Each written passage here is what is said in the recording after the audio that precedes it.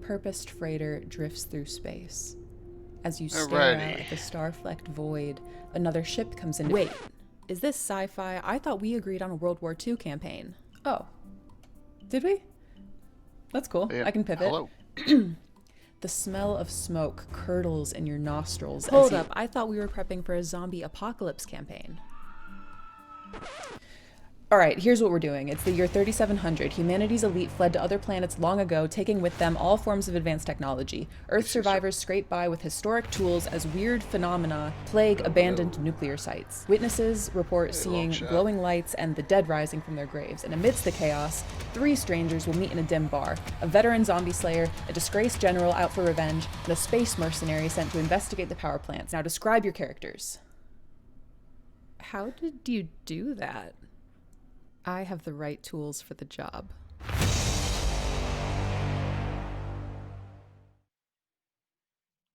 Hope everyone is well. Nice. What's up, Maple Drum? What's going on, dude? Hope you're all right, man. Whew.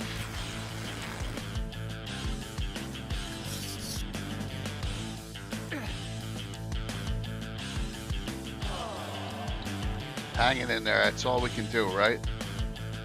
It's about all we can do, man.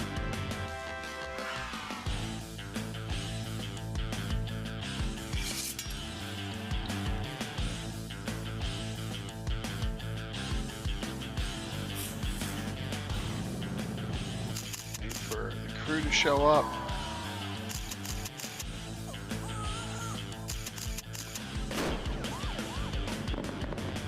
Wednesday, right? Yeah. Okay, if I remember what day of the week it is. A story once spoken is ageless. The dungeon imagined without end. The curious are the ones most courageous. Hope everyone's the tree doing that well endures today. Has to bend. Relaxing is From always stillness, good. The mad mage is stirring. Always From good. countless voices, the castle takes shape. Zagig will test the enduring. Those unlucky will never escape. Here comes Santa. Dun, dun.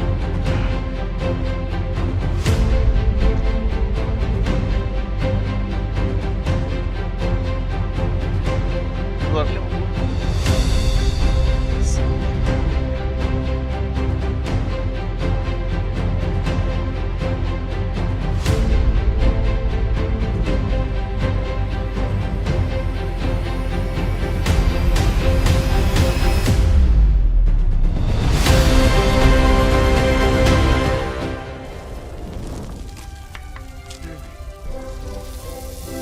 Thanks, Savage.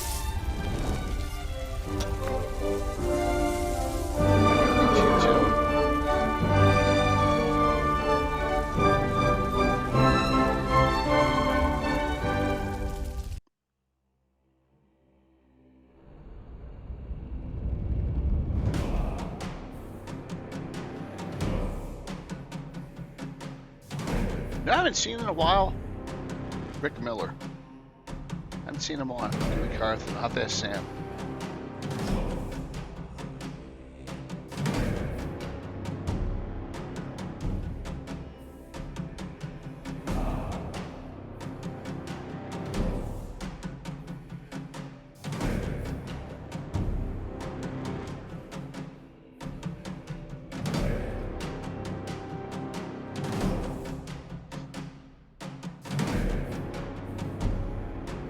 Hey, Chiller. Oh, man, I hope you're alright. Hey, Eric. Thanks, man. Yes, get ready, man. I need, I know you got so many streams already. You got one opening still. I'm gonna check with Orc Skull. I think he can handle it because it's just his time zone being from the Europe. Yeah, I know you got enough going on.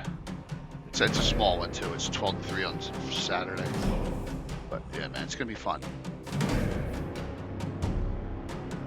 Plus, like I said, if you want fundraise during all your streams, it's fine, man.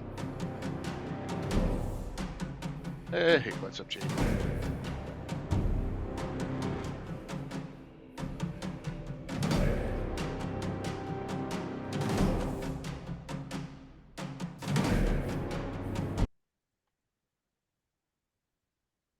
I always hit that POV, I button. had 30 Hey, minutes Jeremy. before Hey, my Patrick. campaign group showed up, and I was totally unprepared.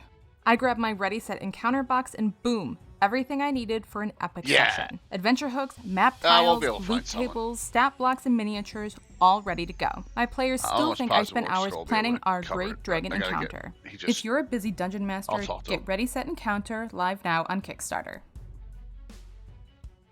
I may make Tim POV, start a I little had 30 later. minutes before my campaign group showed up, and I was totally unprepared.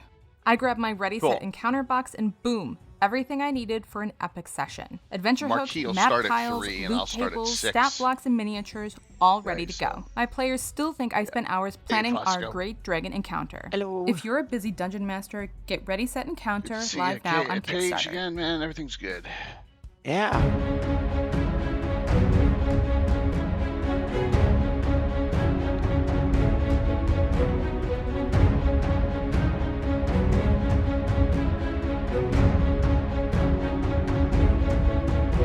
Thanks, Wolf. Pop.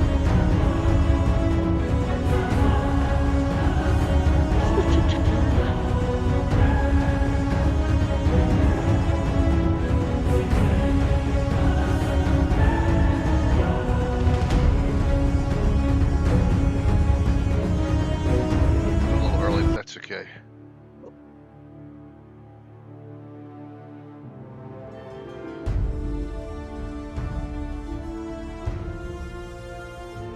Oh, that stinks, man. That's all right. Yeah, see, they just announced me as a special guest today. Or was that yesterday? I don't even know anymore. That's all right. It's understandable. Literally, it's like 20 minutes from my house, so yeah, I get lucky. Like I said, lucky if I remember what day of the week it is.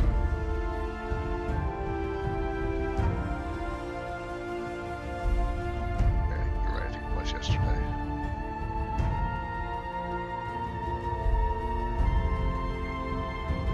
Gavin will be there. This week's Gavin will be the prelude show for it. So,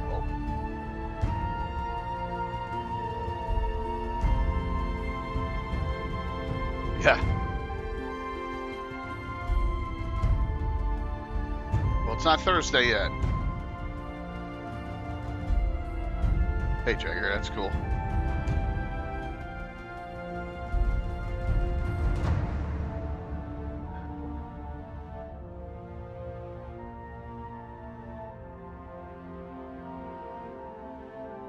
Jeff, are you a silver or are you a gold badger? What's up, man? Here comes Mike.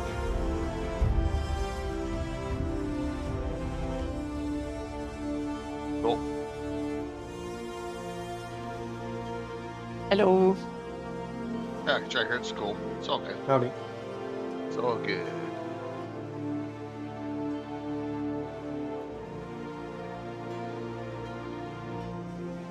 Hype away, thank you. How you doing, Mike? Good. Good. Okay, we'll come live. Why not? Awesome. Mike's got a USA hat on instead of the Colts hat, man. Woohoo!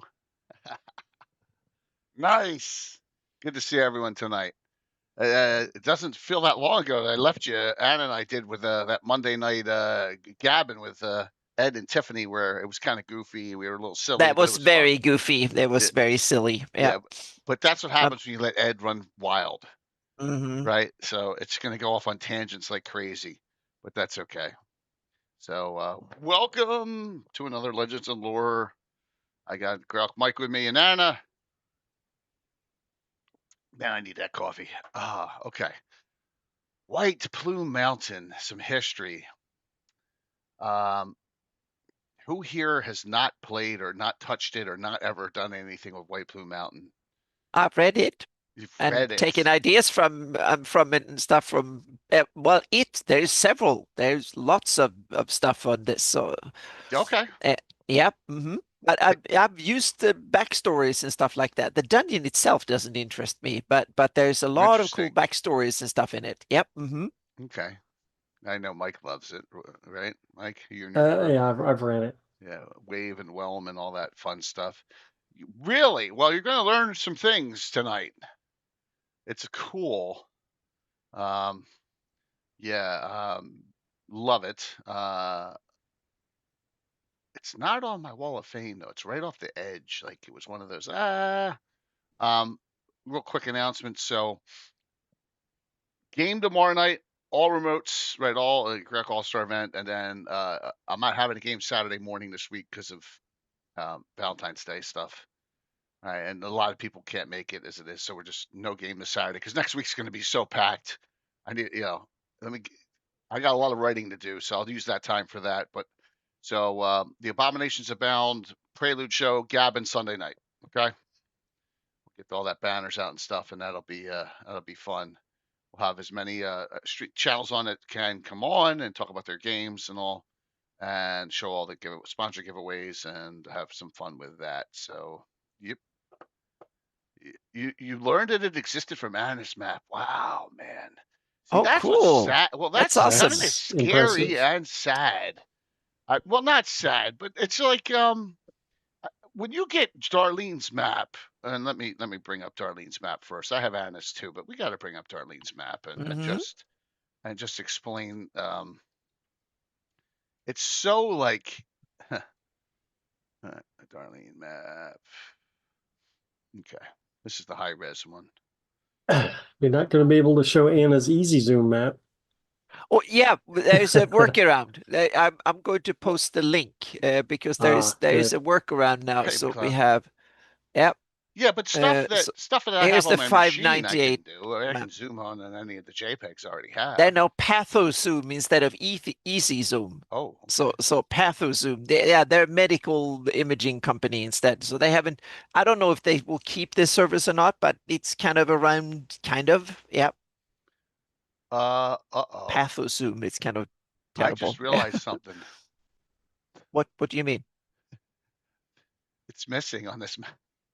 Was It, it? it's it's not on the Darlene map. It's not? No. I always thought it was. I thought that's what you wanted to show, that it's not it's not on the I didn't Darlene know map. that. I could have sworn it was on the Darlene map all along. Nope. Nope. Oh my God. Nope. It's not on the Darlene map. Wow. Well, that makes Mm-hmm. sense. Holy Yeah, jeez. I wasn't paying Yep. attention. Yep. Yep. Yeah. It's not on Oh the my Darlene map. gosh. Yeah. This has an interesting story to it in a lot of sense. And it's one of these adventures that got shoehorned into GREYHAWK, took on its own life, Yeah. got jangled around a bit, revisited, repackaged, then lore in reinserted back in again, and a bit like Vecna and stuff like that. It's good, but didn't not anywhere near to the extent. It never Yeah, reached no, out into nothing's the that extent. major D&D, major fantasy. No, this kind of was a shoehorn into GREYHAWK that then stayed in GREYHAWK and was never seen outside of it afterwards. That's why, yeah, Officially, it's T Hex T370, yeah, I think, that's roughly where I try to put it. Yeah. So which it's is roughly the northeast Shieldlands yeah, Yeah, on this it's not in near yeah, Riften. it's in that border area where there's yeah, nothing yeah, here, but mm-hmm, that's okay. yep, We got a lot of fun stuff nearby. Um, yep, yeah, it just but there it is, and there's Rift Canyon, here's Shieldland, so yep, it's out there. But yes, as Anna says, this is a Lawrence Schick creation. mm-hmm, yeah. And early on, they had their It great was king. it was I was gonna say before we don't forget to mention it. It was his admission to his kind of proposal to get when he was to get hired by TSR. He Right. sent that as a reference, what he example of what he could do, and then it got in there. So I think that was from Yes. what I remember from the story. It was his kind of getting hired work, so to speak. Yep. Yeah, and he's Irish, correct? I think so. I Okay. Uh-huh. think he lives in Yeah. Ireland now. Ah. Maybe he lives in Ireland now and he's not Irish. Like I said, I've gotten a lot wrong already today. But as I say, the S series special module, whatever that meant back then. Fire Peaks is an S series, right? Shokanth. Yeah. What's S1? Tomb of Tomb of Horrors. Horrors. Yeah. Yeah. So they're like, Special. Yeah. yes, Hmm. special Yep. deadly. But you have certain things that when they're putting together, Gary's putting together Greyhawk, he doesn't have enough content, he doesn't think. Because he has his Great Kingdom, we have those early maps, and there's not like Great Kingdom, Furondi, all the stuff that you would expect for Great Kingdom stories is there. But there's nothing in the middle, right? There's nothing. So they added in, Hmm. they added in Alan Hammock's stuff. So you get uh, Ghost Tower. Ghost Tower of Inverness. You get all of Harold Johnson stuff, Tomoacon, which is all south, and you get Schick stuff, and you get Len stuff, and you get also you get stuff up north, which is Arneson stuff, and they just make it an amount, and that's what Greyhawk is really. It's not all of Mm, Gary's setting. exactly. That's why I'm not a hardcore Gary Gygax Greyhawk fan, because the setting is a crazy quilt. It is. Hmm. A lot of people don't know Yeah. that, but yeah, you're dead on correct on that. Yeah. That got added to and patched over like half a century. So here And we I are. Yeah. understand that because he wanted the world to be of a decent size, and I think he thought it was, that the published area of the Flaness, he didn't have enough content. Well, also the world of Greyhawk is by fantasy setting standards among Small. the Oh, largest. is it large? Oh, Oh, okay. yeah, yeah, by square Hey, Amy. Square square footage. miles, it's huge compared to Dark Sun, Blackmoor, a bunch of the The others. playable area, It's not the whole planet. The playable. no, but the area covered by the Right. Darlene map, so to speak, it's Good to see you, Amy. gigantic. It's probably about 20 times bigger than Dark Sun All Yeah, right, Atlas. Yep. yeah. but it's like the size of North American continent, isn't it? When we go over this before, It's roughly. roughly the 48 lower states, Okay. roughly. Okay. Yeah, somewhere around there. All Yeah. right. Yeah. Forgotten Realms is probably bigger. Well, not initially, but as it grew, yeah. No, it depends on what you mean Yeah. by What Forgotten time? Realms. The whole Yeah. planet, we don't even know if it's a planet, but if you take the Sword Coast and some of that kind of Right. famous parts, Greyhawk is way bigger than that. I always thought that the White Plume Mountain was on Darlene's map. Wow. Nope. Holy jeez. Shows you Speaking of how dumb I light, am.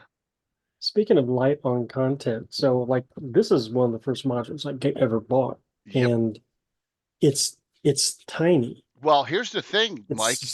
And the one you're displaying is even smaller. That's the whole thing. They enhanced the orange one. They Yeah, added to it, and that's the thing that a lot of people don't realize is that they're not identical. The first one that came out, this in the old monochrome style, which everyone loves. The Yes, the specials were another one that was. And here you go with fit everything you can into the map, and I think it's 2 pages, 2 sides on this one. Yeah, but Lawrence Schick um, contains background information, and so 79. So remember, this is out before the Darlene map's out. This is out before Greyhawk's out. Does it even say that it's in Greyhawk in this book? I bet you it doesn't. mine Oh, it does. does. Here it is. Here it is. White Plume Mountain is located in the northeastern part of the Shieldlands. So it states Mhm. it's in the Shieldlands in this book, Yep. Interesting. near the Bandit Kingdoms and the Great Rift. So Yep. they're not calling it. They're No, calling it the Great it Rift. was placed almost immediate. It was placed immediately, which is Yeah, kind of cool. So it wasn't shoehorned long after. mine was published in 1980. Yeah. And it doesn't seem to have that story of being a competitive adventure run at conventions and then shoehorned into Right. GREYHAWK. It was kind of adopted by TSR and set in GREYHAWK right away. Mac, yeah, they I know Anna does. Anna's a huge Dragotha fan. Huge. Yes, I'm a huge Dragotha fan. Yep. So Yeah. but it's not called Rift Canyon, it's called the Great Rift. Yes. So so it's got a different name when you think about it. So it's an almost perfectly conical volcanic It might hill. be an editing error, so to Now I speak, or bet you, I something. bet you in the old, if the old Maybe GREYHAWK the old. supplement, it's called the Great Rift. I bet you it is. Yeah, That's might my be. guess. Yep. That's Um, probably, yep, much very likely. yeah, Amy, but remember this. Well, I did some research Yeah. as to when I actually got my folio, right? My GREYHAWK folio, and even the first print, which came out. There's two prints, right? The original first two, April and August. The first print they delayed, so it came out all of them came out August 1980. Yeah. So So they're yeah, at yeah, least very parallel, so to speak. So right, so they, yeah. yeah, but yeah, it's just interesting to see that. And then here, And is the that cover you have on this one, is that the oldest version? this one I have here is, Oh yeah, the one with the pinkish cover. Yeah, okay. yeah, yeah. Whose art is that? Oh my gosh, that's a good question. I'm looking to see if there's any names on this. They This were looks, I bet, they were not good at is it Sutherland? yeah, let's It's see a if they. that's a guess. Yeah, they were not good at contributing artists and anything like Yeah, that that's back what in I the think, day. Moose. I think it's Sutherland too, but I It's can't tell. Aerolotus inside. Yeah, this is definitely Errol Otis. These, Yeah, that's definitely Errol Otis. yeah, they're Let me see. Let me see if it they're says at the tagged. end. They usually like a little blurb somewhere. There's that. Otis is on the back. It looks like. Yeah. Hmm. I like Nope. that back illustration a lot. This one? Yeah. Yes. I don't Yep. know if that Me one made too. it to the reprint. No, it's not. It. Yeah. No. Yeah. Well, all right, we'll have to do some. Anna's going to do some research on that, or figure out um, which one this cover is. I think it's Sutherland, but that's just a guess. So, what's up, Michael? How are you, Michael Z? Everyone. Hope things are good. Okay, my phone is dinging. Who is it? Oh my Also god. worth noting that the calligraphy in this module is Darlene. Ah, good one. Cool. Good one. Yeah. It's on some of the handouts, I believe. Yeah, yeah, absolutely. So, and I think that this searchy is on that calligraphy in the back here. Here it is. Yeah. So she probably did that Caraptis symbol with a K as well. That's Is her my right guess. there. Yes, Combined it work. says she did. That's my Yeah. guess. Row Yeah. of Yep. snakes. And this Yeah. is not GREYHAWK Gothic. It's Yeah. different calligraphy. It's a different one. Yeah. Very cool. Oh my gosh, I forgot. Amy, I'm sorry. Wow. My bed. Hold on. Classic D reprints. Give me a sec here. Start it. No one reminded me. Duh. You can see my brain is partially fried here. There. Awesome. Thank you for someone reminding me. Hit exclamation point drawing now, Amy, and you're in. Okay. So yes, and search ye far or search ye near, you'll find no trace of the three unless you follow instructions clear for the weapons abide with me. To rescue wave, you must go do battle with a beast in the boiling bubble. Cross the cavern vast where chain links rattle, lies with whelm, past water spouts double. Black razor yet remains to be won underneath inverted ziggurat that garnered think not that you've done, for now you find you are caught. I care not former owners brave, what heroes you seek to hire, the mighty I'll make each one my slave or send him to the fire. Ooh, there you go. Oh, cool, man. Yeah, I can imagine. Lots of yeah, Mike. Lots of sheets and lots of drinks. Yeah. Um, So I'm oh, Anna and Mike are in the same room. That's funny. Yeah. Yeah, it kind of crosses over. So Caractus is basically only a legend in this one, right? He really does not become like an appearance, if I recall. Correct? He's long gone, but that doesn't stop. He's the instigator, Yeah. the Yep. unseen instigator. Yeah. So they give you some suggestions here, notes for the dungeon master. 40 to 60 levels. This is not an entry level adventure.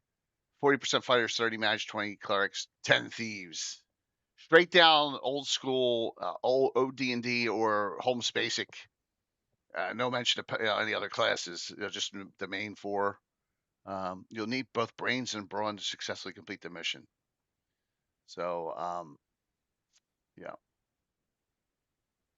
I'm looking here to see out. I don't see anything outside, so I don't. There's no thin gizzard yet either. No, Thin gizzards doesn't appear, I think, till return. So right. yeah. Amy, not true, because I know. Wait till we get to return to White Plume Mountain, which I like even better than this. Yeah. It's kind of cool what they do. I really like Returnal, and it's Bruce Cordell, and I love everything Bruce Cordell does. Bruce really he does a good job. Oops, you had a mic I going may need to overboard get again. more coffee though, everyone. Um, Yeah. so and Bruce Cordell's the one who wrote up uh we just talked about Jagotha. I ran up the adventure during third edition, which I have. So yeah, yep, okay.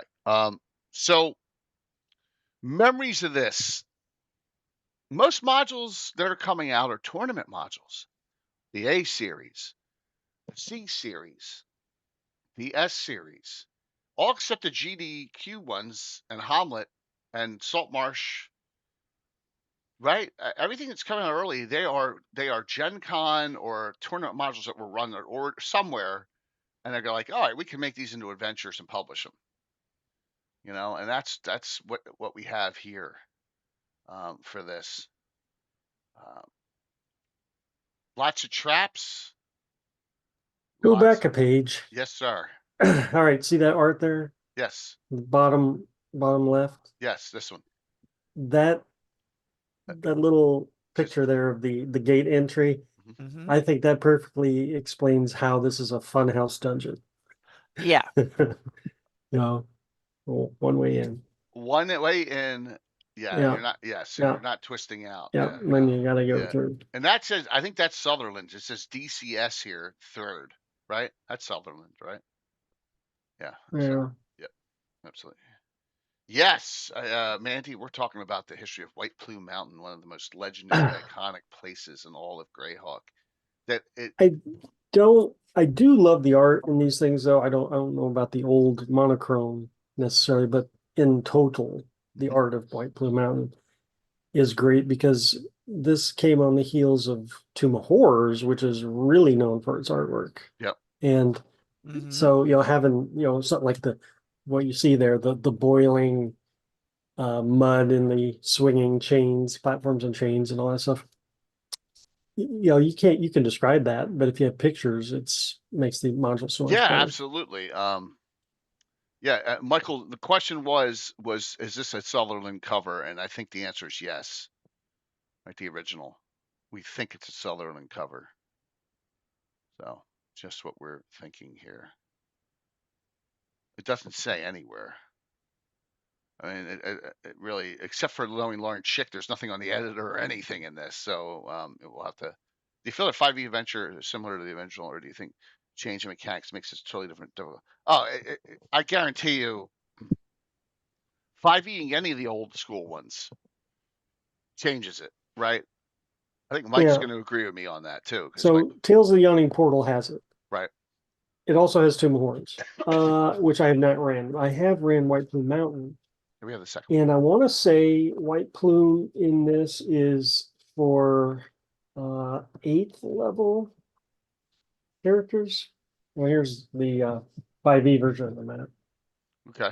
Here, let me go to a bigger. Oh, sorry. That's all right. Yep. It's a Yep. nice piece of art. Colorized. Yeah. Okay. Yeah. Yeah. Yep. Mhm. And is it more difficult? No, I don't think so. I think it's for, I think the lower level 5e characters could probably run through that. That's how my experience with everything 5e is. You can start characters out sooner than what they recommend. Right.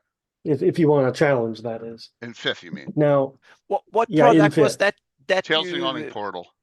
Oh, tells. Okay. Yeah, Tails. Now the question is, do you want 5th level characters running around with Black Razor and stuff? No. Yeah. Yeah. Yep. Well, Baba Yaga makes it into Roger Moore does that in Dragon. Labyrinth of Madness comes out in end of 2nd edition, right? And a black bordered one. So they do come out eventually. This thing is so filled with magic. I mean, the old days, I mean, I guess because it's a tournament module and that maybe sometimes that some things will help you. But these things are loaded with magic items. All right, so you got traps there.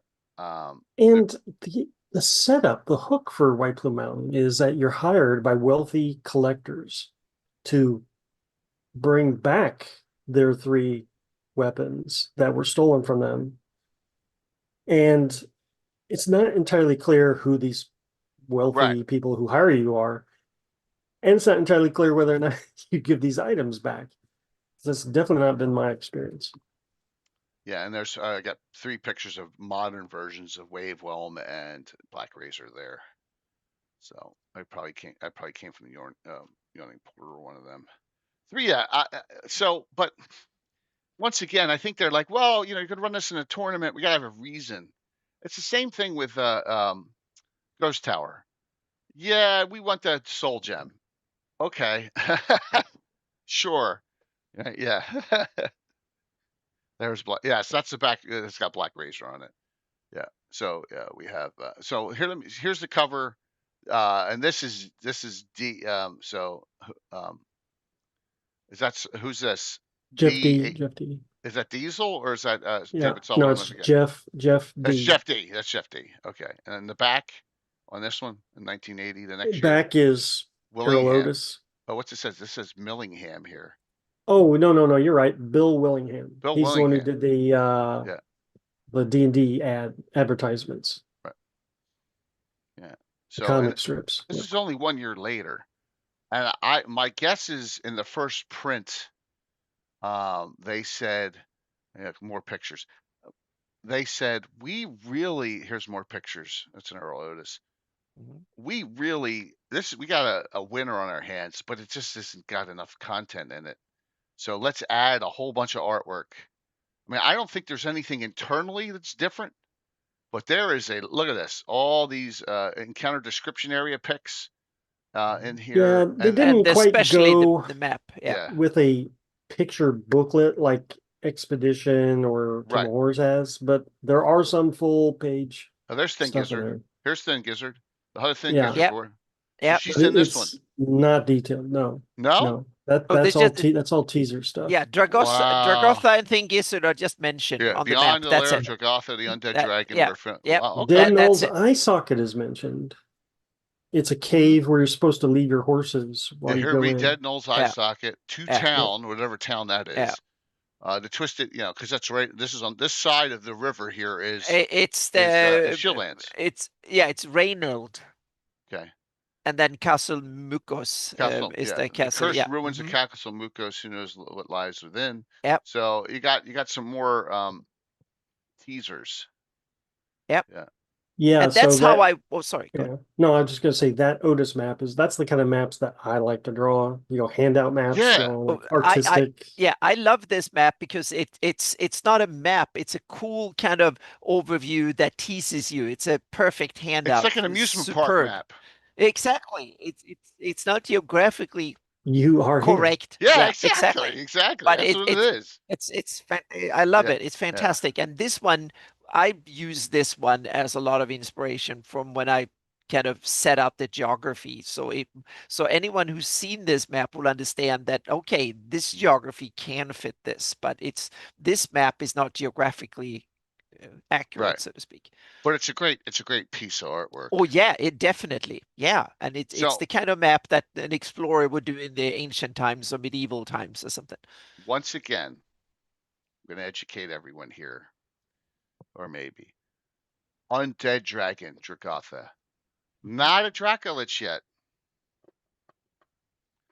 Who created the Dracolich? He was on Monday night, Anna. I know. Yeah. Yeah, I yeah, just didn't want, I yeah, wanted to, yeah, yeah, yeah. because he told us the story about that. Yeah, So yeah, it's Ed Greenwood created the Dracolich for Forgotten Realms, and it got ported yeah, into GREYHAWK. So Dragotha is only an Ed dragon at this point, not a yeah. Dracolich yet. Okay, what's up there, Curtis? Well for the win. Yeah, I know. So So Curtis told me this is the first ever adventure he ever played in D&D. yeah, Yep, but Ed created Dracolich. Yeah.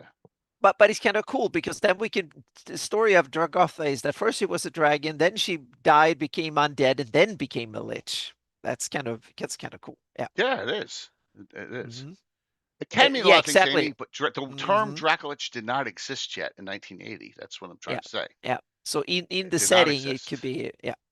They were undead dragon.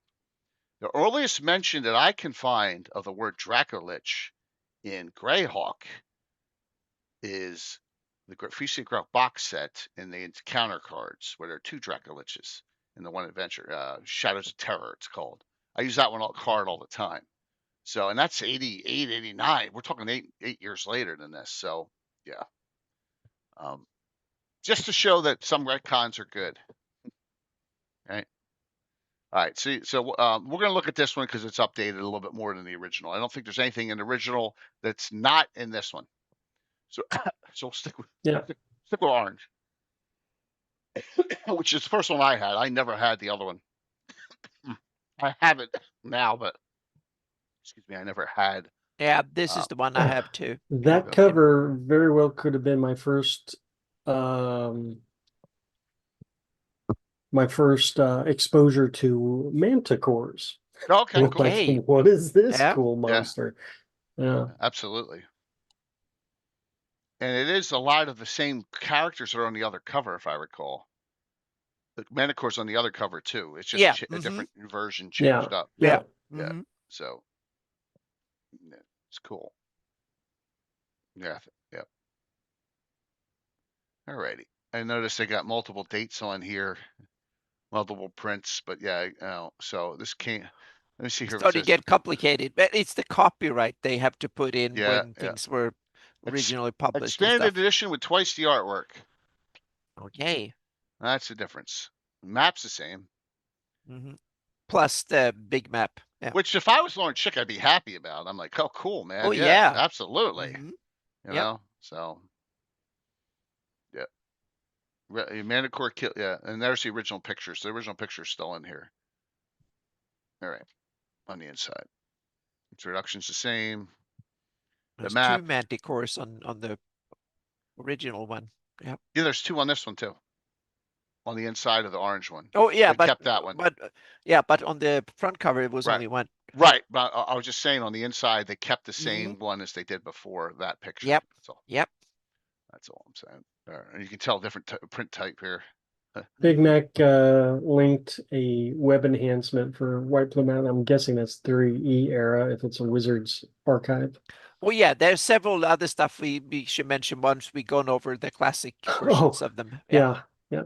There's a lot of published story to this. Yeah. Yeah. But we got to get to the 25th anniversary edition, which is in 2E era hmm before that. Yep. So, yeah. Yep. Well, I appreciate you doing that, man. Thank you. So I got that here. Yeah, lots of they did a lot of that crazy stuff, with all those links, web enhanced links in third edition. Alrighty, cool pictures. Um, As far as I know, all the pictures accurately depict what's in the module. Right. What was that we did the other day where they said it wasn't in the module? It was the Bone Hill, the Bone Hill. Hydra. Yeah, yeah, yeah. Yeah, yeah, yeah. It was. They did a good job with nice combat situation there. DSL. Who's DSL? That's I think isn't that Dave Sutherland? Is it okay? And he Or just the third. He just oh does no, L instead of the or third. is it Diesel? Diesel Diesel LaForce. LaForce. Yeah. I think it's Diesel, right? Yeah. Yep. It looks like his facial. Yeah. Ah, David S. LaForce. Yeah. Thank you. Yep. Thank you. okay. I know you're probably a little farther along than me. I got something for Anna if you want. If you go back to page 2, Jay, Sure. Of course. Mhm. I almost Oh, forgot this. do we Yeah. have Please. a? No, this is geography. Yeah. Okay. Yep. So bottom right where Hmm. it's the start, right? Yes, I've It read this one. it, This is it this is a good one. Yep. describes White Plume hmm Mountain. Right. Yep. It is 1,000 feet tall, hmm and no, wait, that's not right. No, A thousand, it's a thousand thousand. It's a yards. 1,000 yards diameter, 800. Yeah. 800 feet tall. Yeah. As soon as That's I saw that, Anna, I yeah. started Wikipediaing at work today. Yeah. And guess what? The nearest volcano that would not in real world volcanoes, it wouldn't even rate. Exactly. Too It's not a small. volcano. And Yeah. that's what I found out afterwards. Yeah, I Yeah. don't think it's a volcano. Yep. Yep. I figured out. I'm feeling it. Even in Iceland, they wouldn't even call it a hill. It was like, And yeah. right, and it's a hill. It's White Plume Hill. Yes, exactly. It's not even a mountain, Because and it's in yeah, it's so that's the other thing I went minuscule. Yeah. down. It said in I read that in the United States a mountain used to be 1,000 feet or higher, and Yeah. now I think the general definition is 2,000 feet or higher. Yeah. So it's Yeah. a Yeah. hill. Yep. Yeah. Yeah. Because, But and it says so. It's a perfect canonical volcanic hill. It says so in the text, which I think Yeah. is awesome. Yeah. And I mean, no spoilers or anything, but most of what goes on inside of it is water and mud, boiling hmm mud. right. Yeah. So Yeah. I don't know anything about I volcanoes, barely but is think that, that the dungeon will fit inside that hill. yeah. 1,000 yards is 10,000 feet. You divide Yeah, it so by, okay, it's a maybe hundred yeah, at squares. 800 feet. Yeah, It's a you hundred could probably squares, 10 foot you can squares on yeah, each way. you could probably fit it in there if you Yeah. don't have a Not much. crater or Not to by speak much of. So though. So yeah. yeah, I went on Yeah. a serious hmm rabbit hole today when I Yep. read the dimensions of that hmm So there. I just ignored it when I White did Plume it. It Hill. was How like big's it will Mount be so Etna? yeah. How big are the Mount two? it's about 100 miles in the base and about 10,000 feet high. So that's a little That's bigger. The a lot of closest volcanoes end volcano, up that it's due to the yeah, consistency of the lava Right. Build up. and the gravity and stuff. yeah, So it's they tend to be All right. most volcanoes are somewhere 50 to Hey, Rob. 100 miles or something like Before that. Mount St. Helens blew up, how big was it? Yep, I'm not sure exact, but it was probably somewhere in the vicinity of 100 several miles at times. the base and probably seven. Seven. A lot of these volcanoes are 10, 12, fifteen The thousand feet. closest one I could find on the list of volcanoes was Krakatoa, Yeah, and Which is it's a small. 1,000 feet high. Yeah, because yeah, that thing yeah. just, yeah. And it blew. And That's it blew. why it was the Yeah. biggest. That What was was the it? Yeah. biggest boom that Ever. humanity has ever heard. Yeah. Because the shock wave or the tsunami went around the globe 7 times, I Yeah. think it was, and it could be heard. The boom could be heard 3,000 miles away. Yeah. Yeah. That's yeah. Interesting. Yep. All right. Well, once again, they're When I they're depict it, guessing when they're I depict it as a major volcano that is the size of a yeah. that Mount is Doom's a well over little 100. bigger.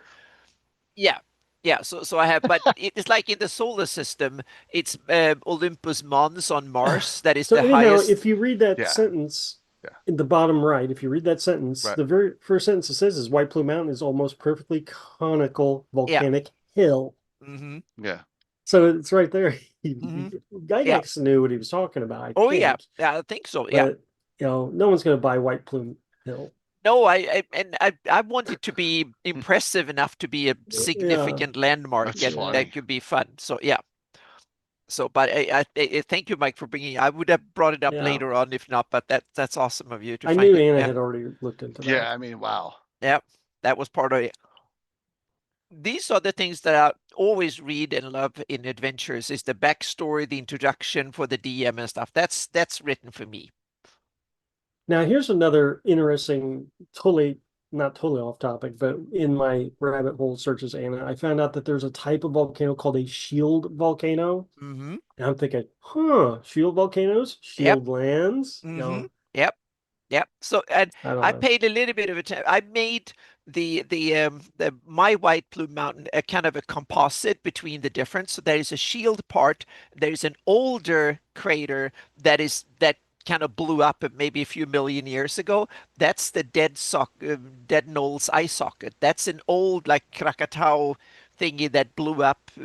and that a lot of volcanoes are that because it depends on how they're formed. Some volcanoes, like Hawaii and the Canary Islands, they're over hotspots. So when the Earth, the land it sits on, when the plate, when that moves, that pops up a new opening over and over again. And some volcanoes on land are that way too.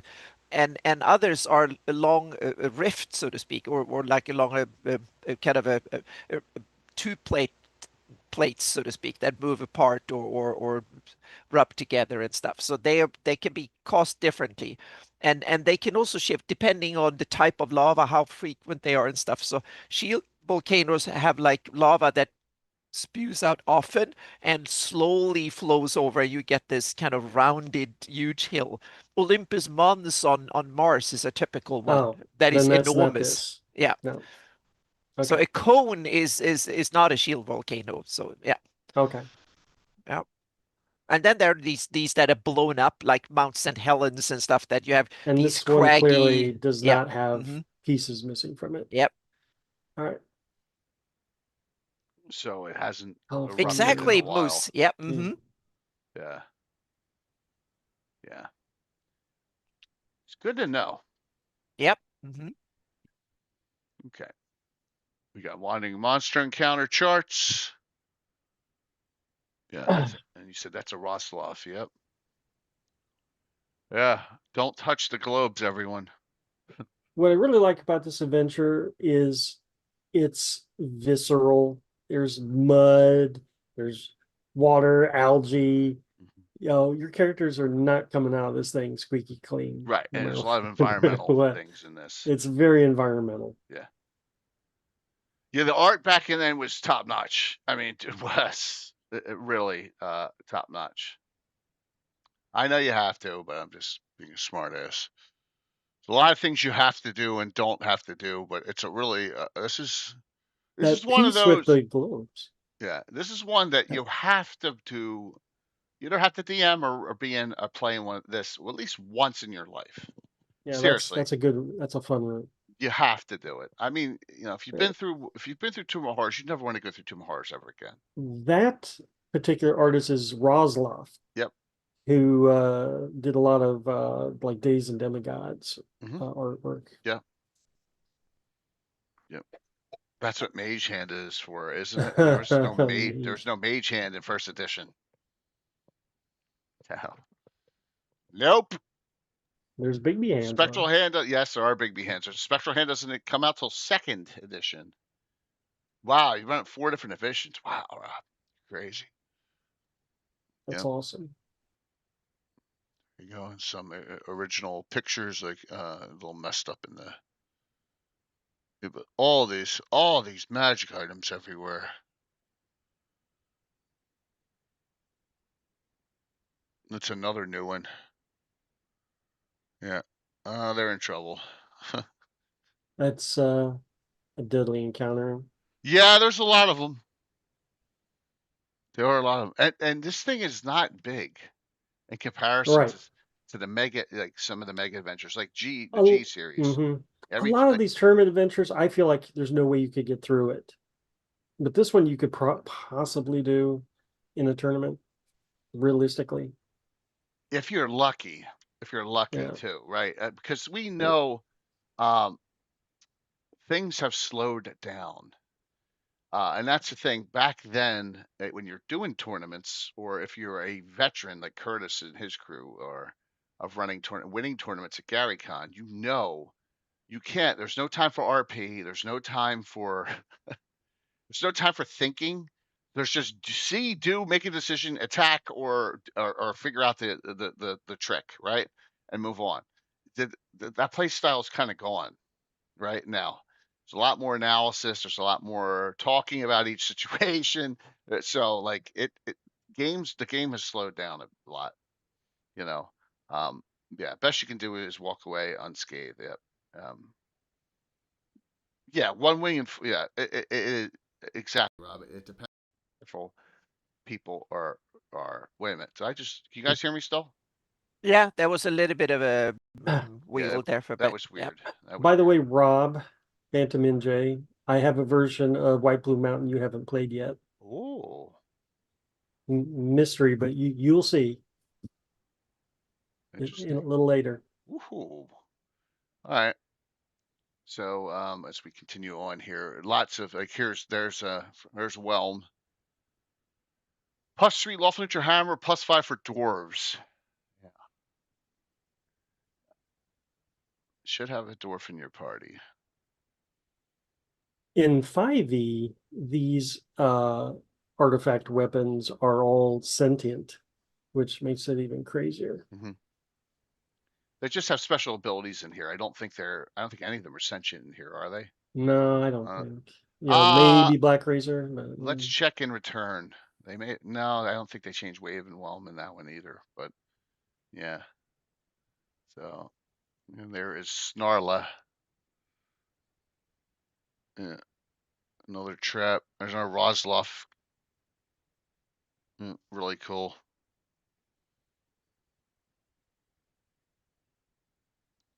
fifth to 10th level characters is a huge swing. Like if you had 5th level characters in White Plume Mountain, you're probably dying. 10th level, on the other hand, I think they might breeze through it. And I'm talking AD&D. Yeah, and a gold. I wonder the thought. Like, I think that was so. Um, it was more of a not like when you're running this in a campaign setting. It's not. You're not trying to get through this in one night. You're going back and forth if you possible. You're camping, resting. I think that's the thought on it.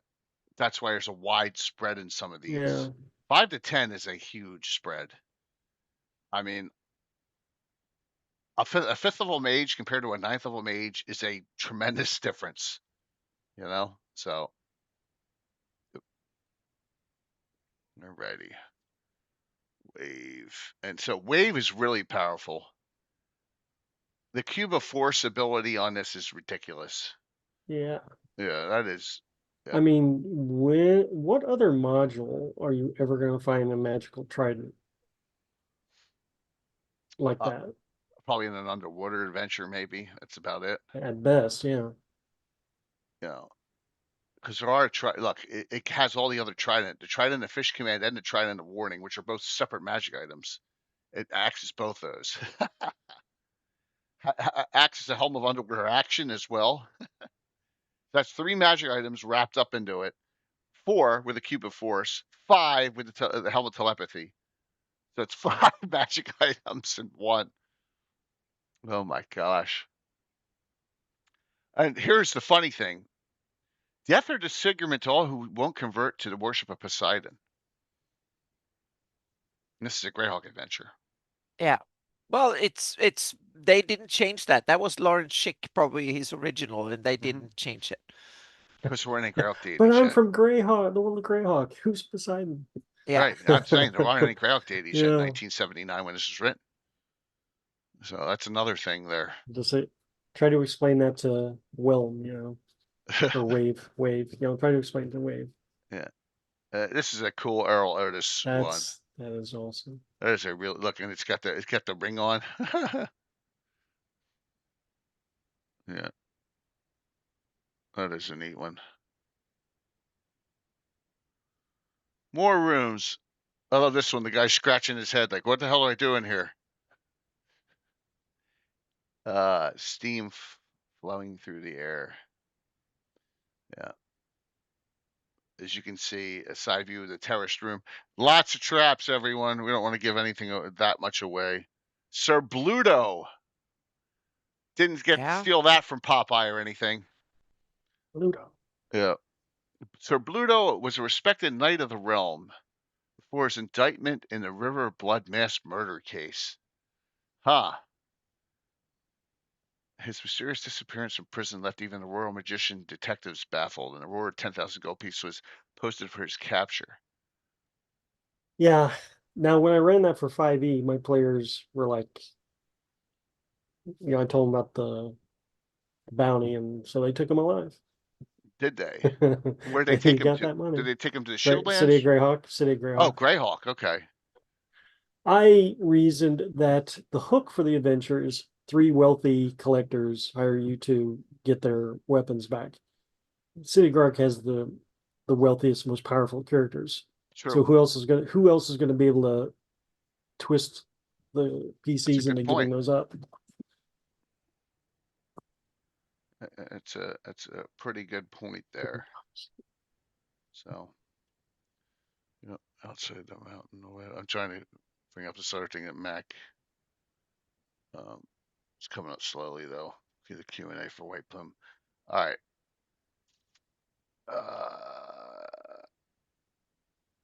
Interesting. No, I haven't either. Really good. Kayaks in D&D. Or Right. surfboards. I do not know which. Yeah.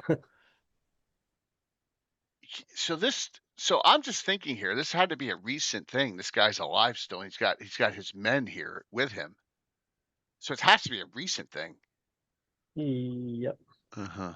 The end of the adventure may explain why they're there. Okay. Walls of Force. Quesnef, an ogre mage. Actually, I love ogre mage, and he's got it. He's got Black Razor. Yep. Thank you. Thanks, Patrick.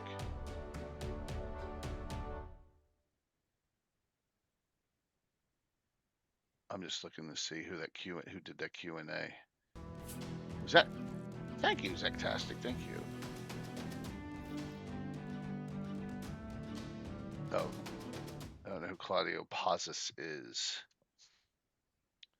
So, all right, very cool. So, it's got look a ring of mirror images. There's stuff in here like besides these three weapons, there is so much magic in this thing. That's all Jay is worried about is I'm giving out too many items. It's a lot. That's the one thing you have to be careful with in these classic adventures is giving out way too much. I mean, it's just you could really, Well, see, there's one thing where 5e might have an advantage is I found out in my session yesterday. In 5e, you can only attune to 3 items that require attunement. Not all magic items require attunement.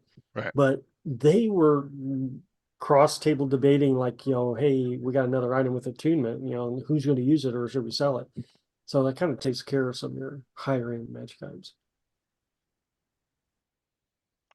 what kind of stuff requires attunement?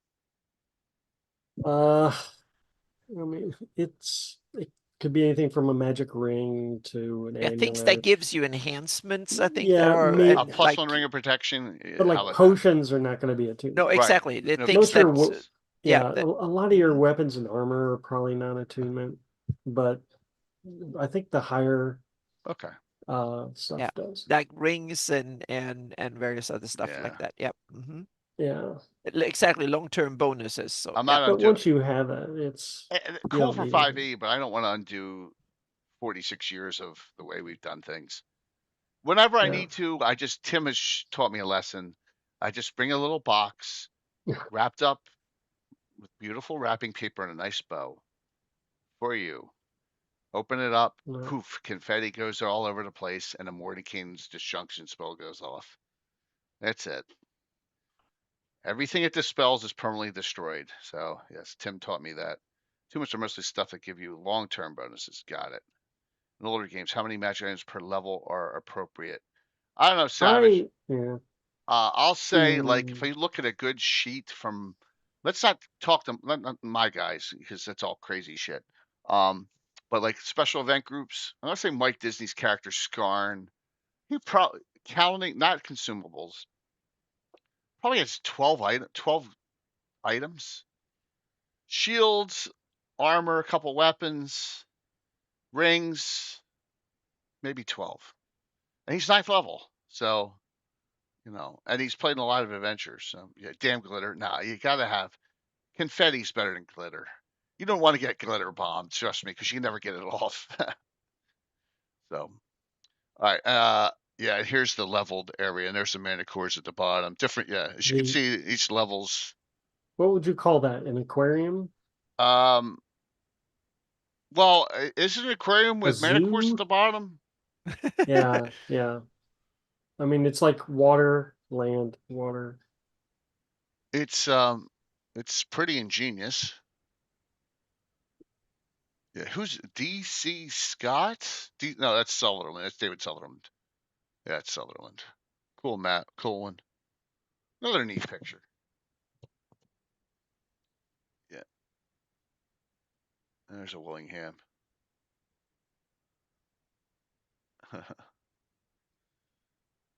Is that our gnome friend? No, it's a halfling. That's Quiznev, the ogre Yes, magi, in disguise as a halfling. that's right. There is Doty Halfling Warrior. Yep, thank you. Yeah. Yeah, most of them don't turn into halflings. That was a little bit of a change up, which you would not see it coming.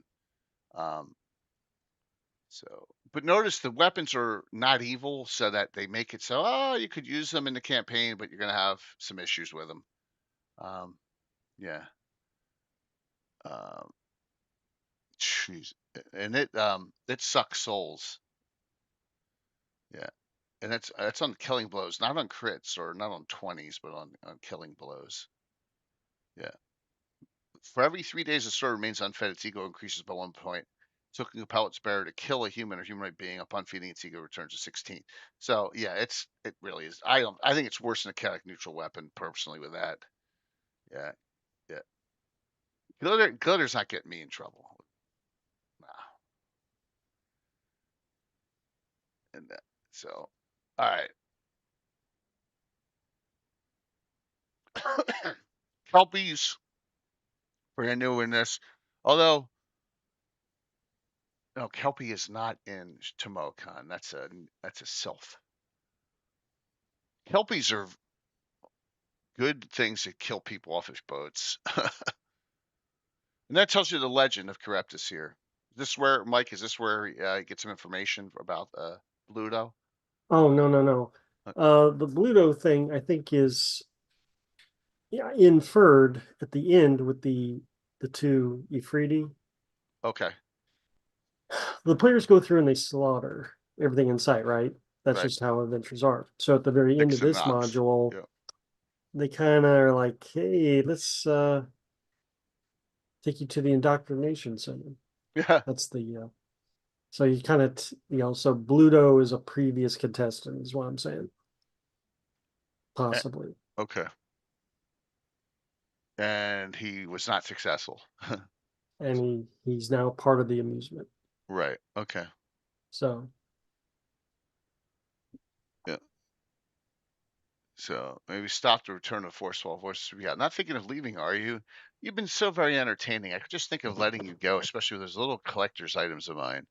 Since you've eliminated all the Guardians, why don't you simply have to stay to take their places?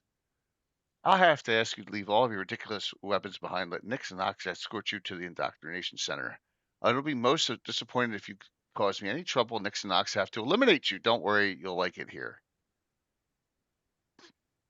yeah, Brackert, the return to definitely goes in more detail about the Yes, rest of the Oh dungeon. yeah. yes, Yes. absolutely. So there you go. If your players had it too easy, they can make it tougher by addition of one or two more Efreet. Because two is not enough. Four would be great. Right. Nah. Jeez. Oh my gosh. Yes. Here we go. Art, David Sutherland, Earl Otis, Darlene, Jeff D, Sutherland, Rossoff, Willingham. Oh my God, all legends. Mike Carr with the layout. Editing, Hammock, Johnson, Jones, Leeson. So we have some monster names on this one. Yeah, there's the legend, and then there's the poem written by Kreptis himself, the second side of the map, showing the side view of it. As you can see, it's still active, right? It's still active little mini volcano. But look Well, at it. they need to have some cool. Why put it in the volcano if there's no fire and lava and stuff? I guess that's the general consensus. But on the other hand, The hot volcanoes mud. are really cool places for natural dungeons Yeah. and large ones. So yeah. So anyone who wants to go to Iceland or Hawaii or Canary Islands, somewhere where they have lava tubes you can visit, it's awesome.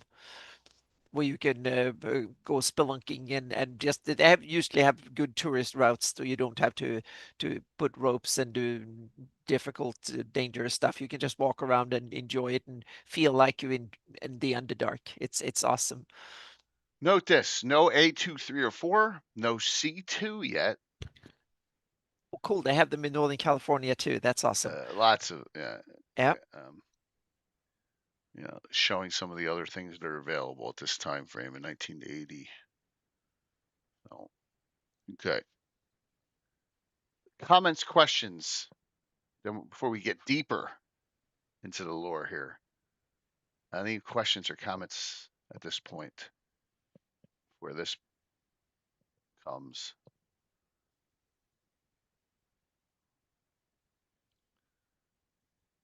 The return to White Plume Mountain.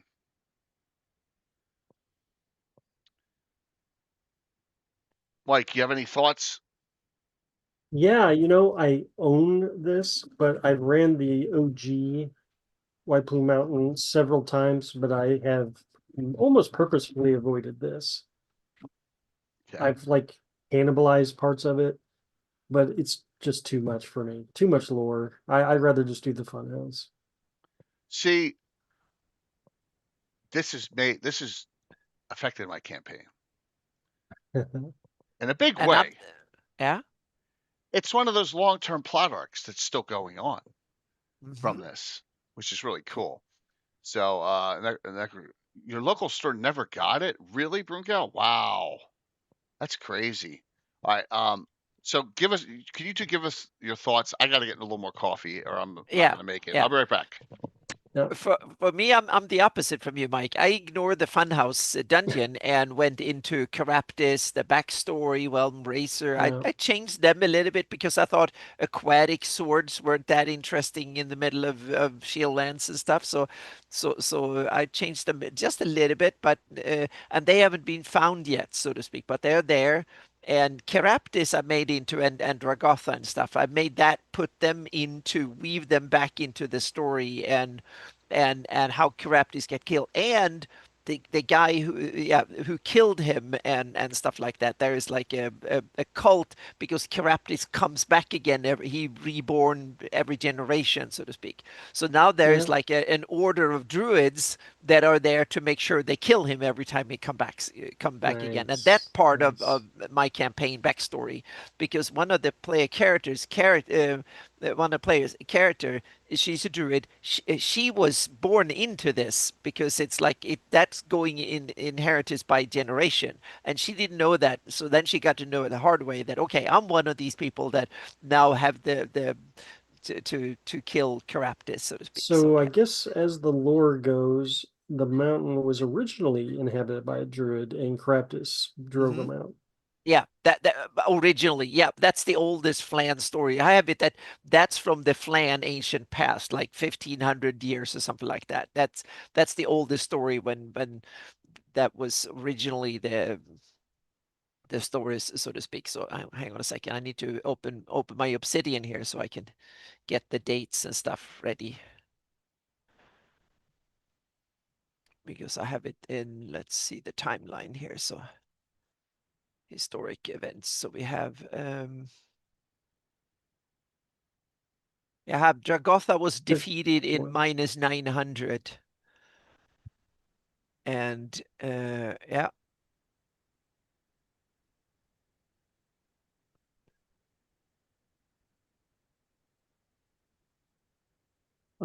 Yeah, I think he did go towards shadowy. The return to module has something to do with the plane of shadow, which that is the part I did borrow from it. I kind of extracted out all the fiddly bits and ran the old White Plume Mountain with, and then tied it into the plane of shadow more.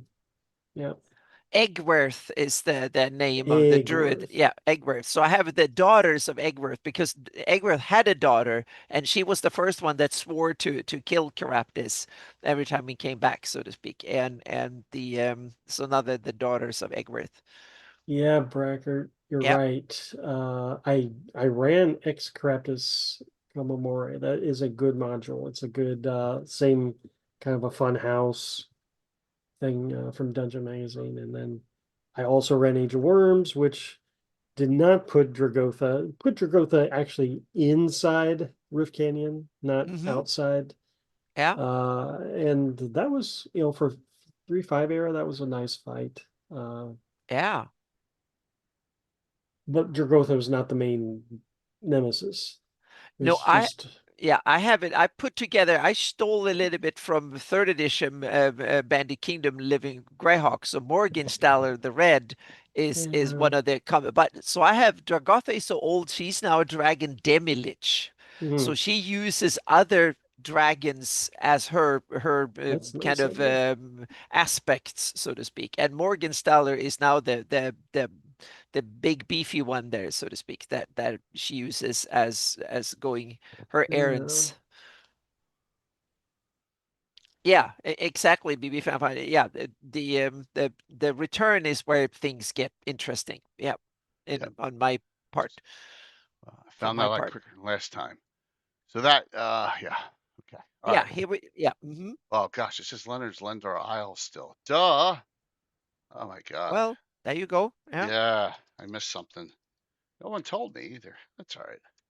White Plume Mountain. Probably wrong on the. It's probably right on this one. Right on the other one, but wrong on this one. Okay, so second edition, 25th anniversary, L3. Return. You get the Giants. You get the Against the Giants one, right? You get Return to the Keep on the Borderlands and all the other fun stuff in there. A lot of reprints of some of the originals. So the G series, all that stuff. It's some cool stuff in that 25th anniversary. It's ridiculous how much they cost now. So Bruce Cordell, designer. Skip Williams' wife Penny is the. There's Ed Stark, Ed, who's part of Page, creative director. Wayne Reynolds, awesome artwork. Here we go. Yeah, Wayne will eventually graduate to front covers. Yes, he will. Absolutely. Um, Yep. right, right. Well, you'll you'll see about that X Correctus Kumamore thing in a second here. As it ties in with all this here. And it talks about now they say 7 to 10 now, right? They're not doing 5 to 10 anymore. I have to beef it up a bit. Yeah, well, so Oh yeah. So some 2,000 years ago, Wizard Charybdis established himself as protector of Tostenka, a great mountainside city of wide streets and towering ziggurat. Now, where is Tostenka? That's up in the Griff Mountains. Okay. Is there To the ruins there east. on your map, Anna? Yes. I'm going to move them in my campaign. They're a little bit too high up in the mountains for my taste nowadays, but Skrellingsalden and Tostenska. Yeah, zoom There in it there. is. Yep. There it is. Okay. I just put them in smack them in the middle back then, Okay. and then I didn't know better 20 years ago or 15 or whatever, Yeah, you can move it. whenever I did that. So I'm Yeah. I'm moving it down a See, little bit. Mount Thank God. anyone in their sane mind don't build cities up on mountaintops and Right. you build them in valleys and somewhere where you Yeah, you can can put it in here grow food and stuff. somewhere along near the pass here or something, or in here, Somewhere, yeah. And I'm going to wait until I do the detailed map so I can kind right. of get a better view of the area. Yeah. Yeah. Okay. All right.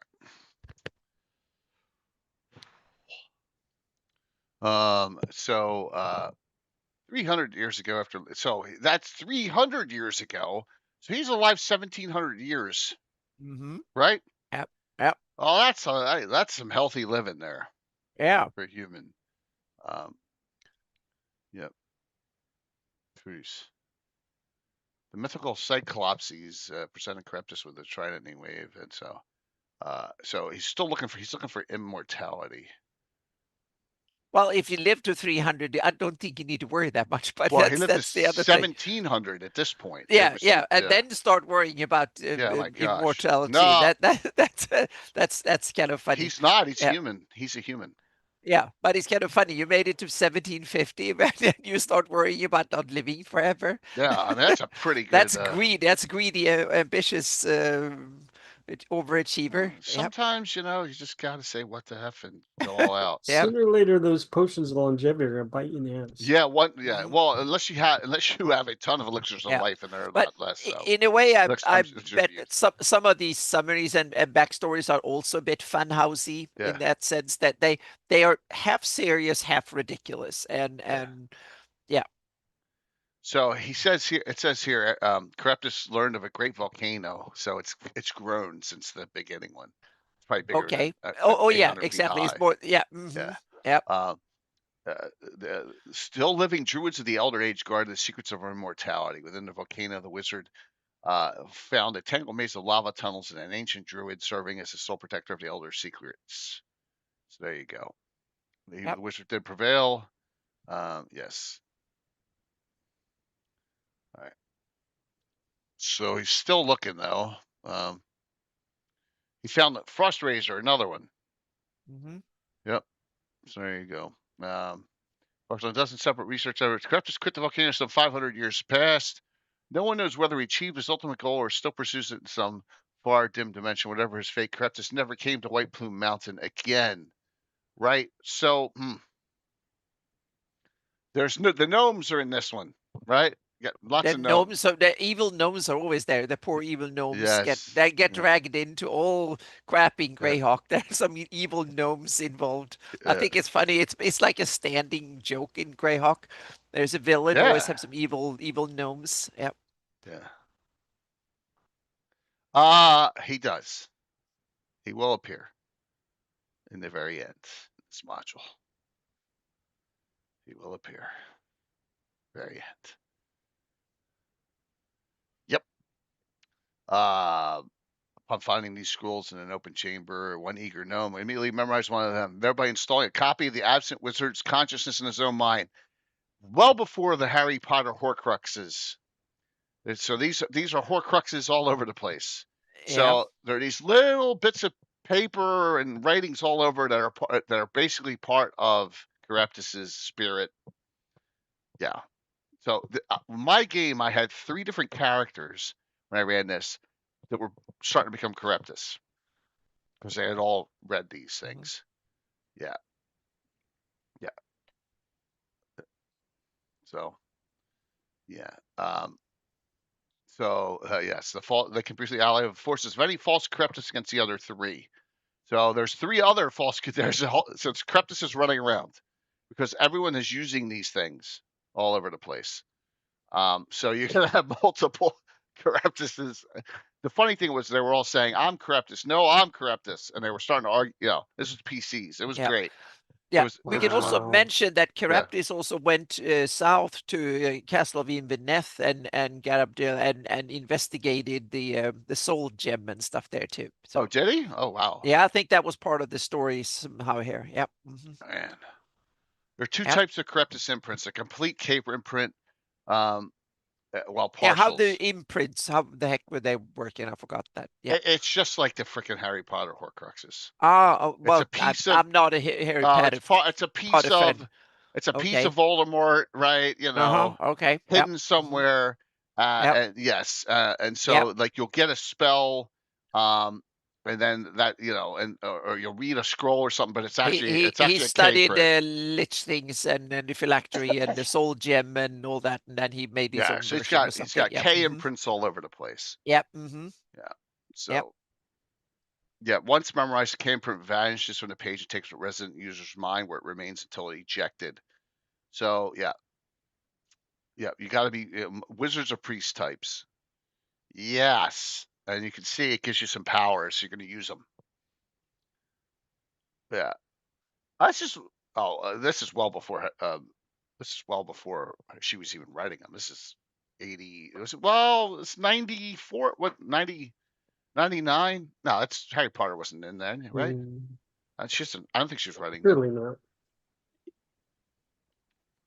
Yeah. Mm, I don't think they borrowed it from she took it from here. no, I no. don't think so. I just think that that's an irony. You can remove them. Yeah, right. Yeah. Here's your side of yes. Yeah, oh, that's right. One of them started saying, "I'll kill you all in your sleep." Oh my god, I forgot about that. One of Alan had two wizards on this. This was done by the Legion, so he had a fire elementalist and a frickin' quasi elementalist on this adventure. And I think it was the fire elementalist who started to saying, "I'll kill you all in your sleep," all the time. Yeah, yeah, it was crazy. Yeah, they see. Look, victim begins to whisper over and over, "I am Corruptus," until an associate calls attention to his behavior. Yeah, cool, Curtis. Yeah, so it was right around that time. It was. So maybe Bruce Cordell stole this idea from the Harry Potter book.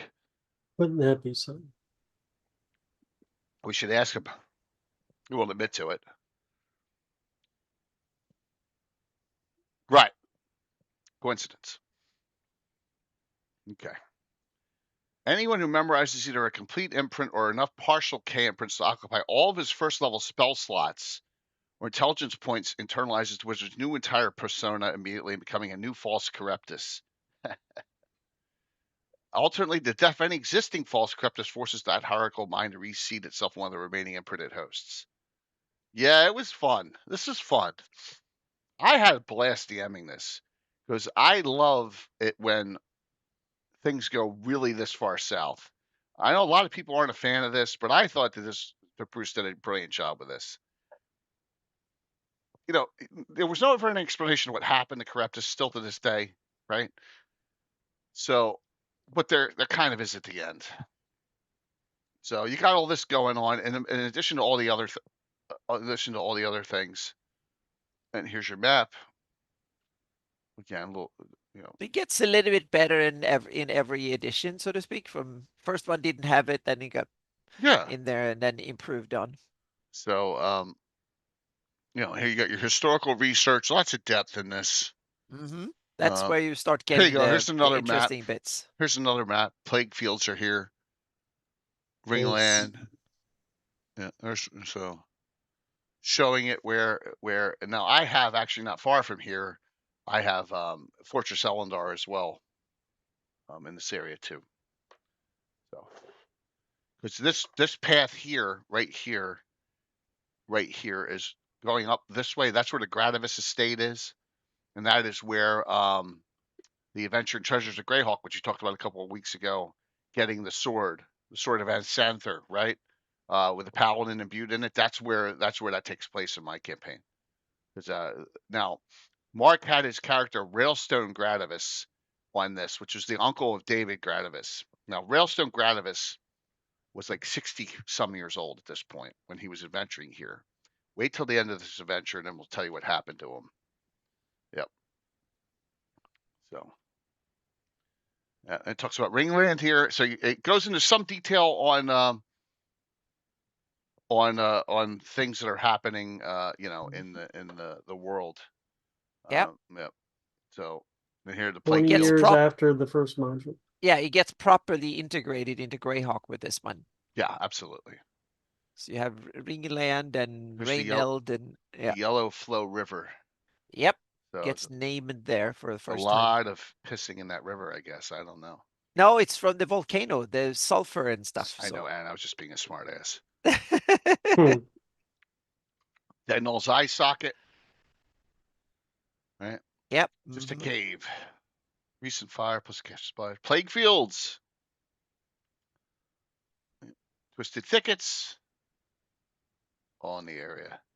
Castle Mukos. There it is. There's even a picture. That's a Wayne Reynolds. I know That's that with the cool. war. That is an absolute Wayne Reynolds. One of my favorites of all time. What's up, Sam? Ah, And mean locks. That's a mean lock right there. I love mean locks. They're awesome. Yeah. Mukos was a baronet from Greyhawk City who built a castle near White Plume Mountain some 200 years ago. Unfortunately, he chose a poor location for his new home, right above an extended meanlock warren. Whoops. That's funny. Look, there's bog mummies here. Great swamp. Thin Gizzard's hut. Yeah. And there's a picture of Thin Gizzard.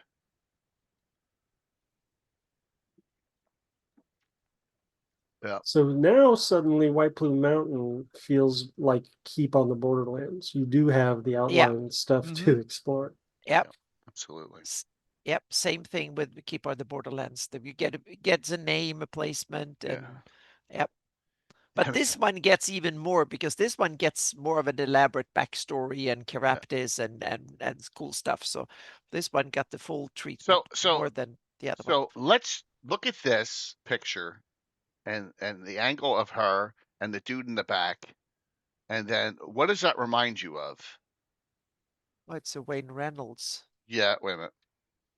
It's the Hold on one second. Slavers. Is that one you're Yeah, thinking of? but I don't know if I have it on. It didn't Yeah. come up.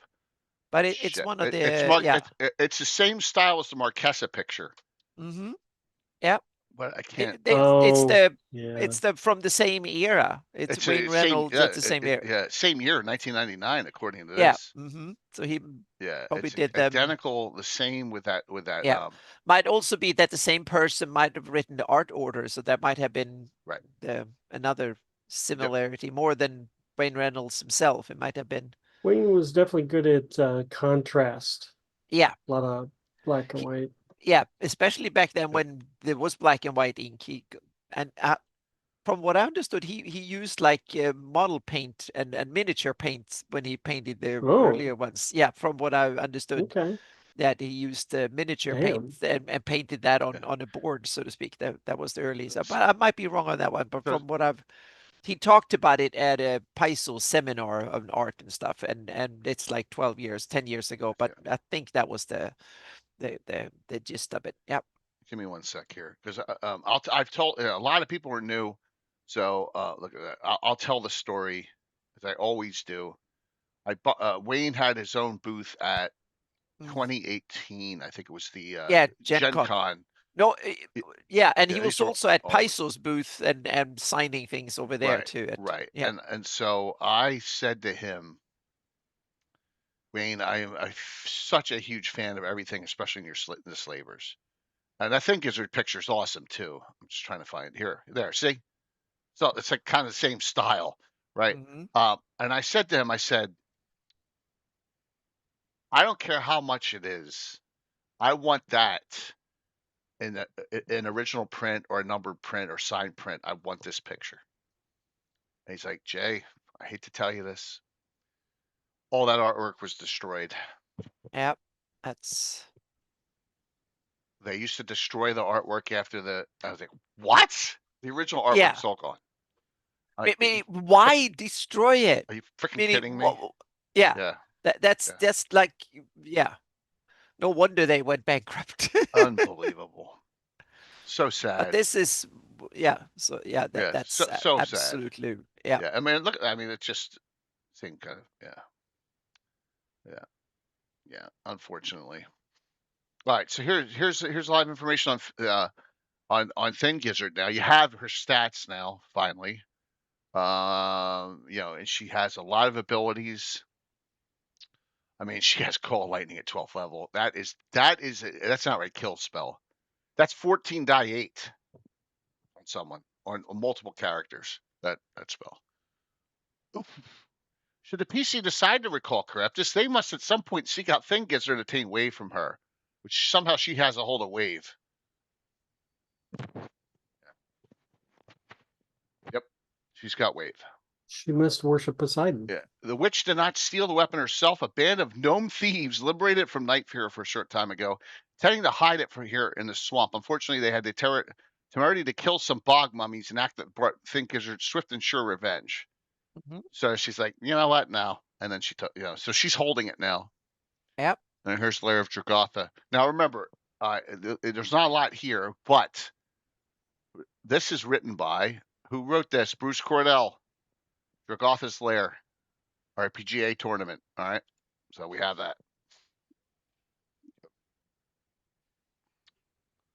All right, mountain keyed entries. So as you can see, a lot more detail.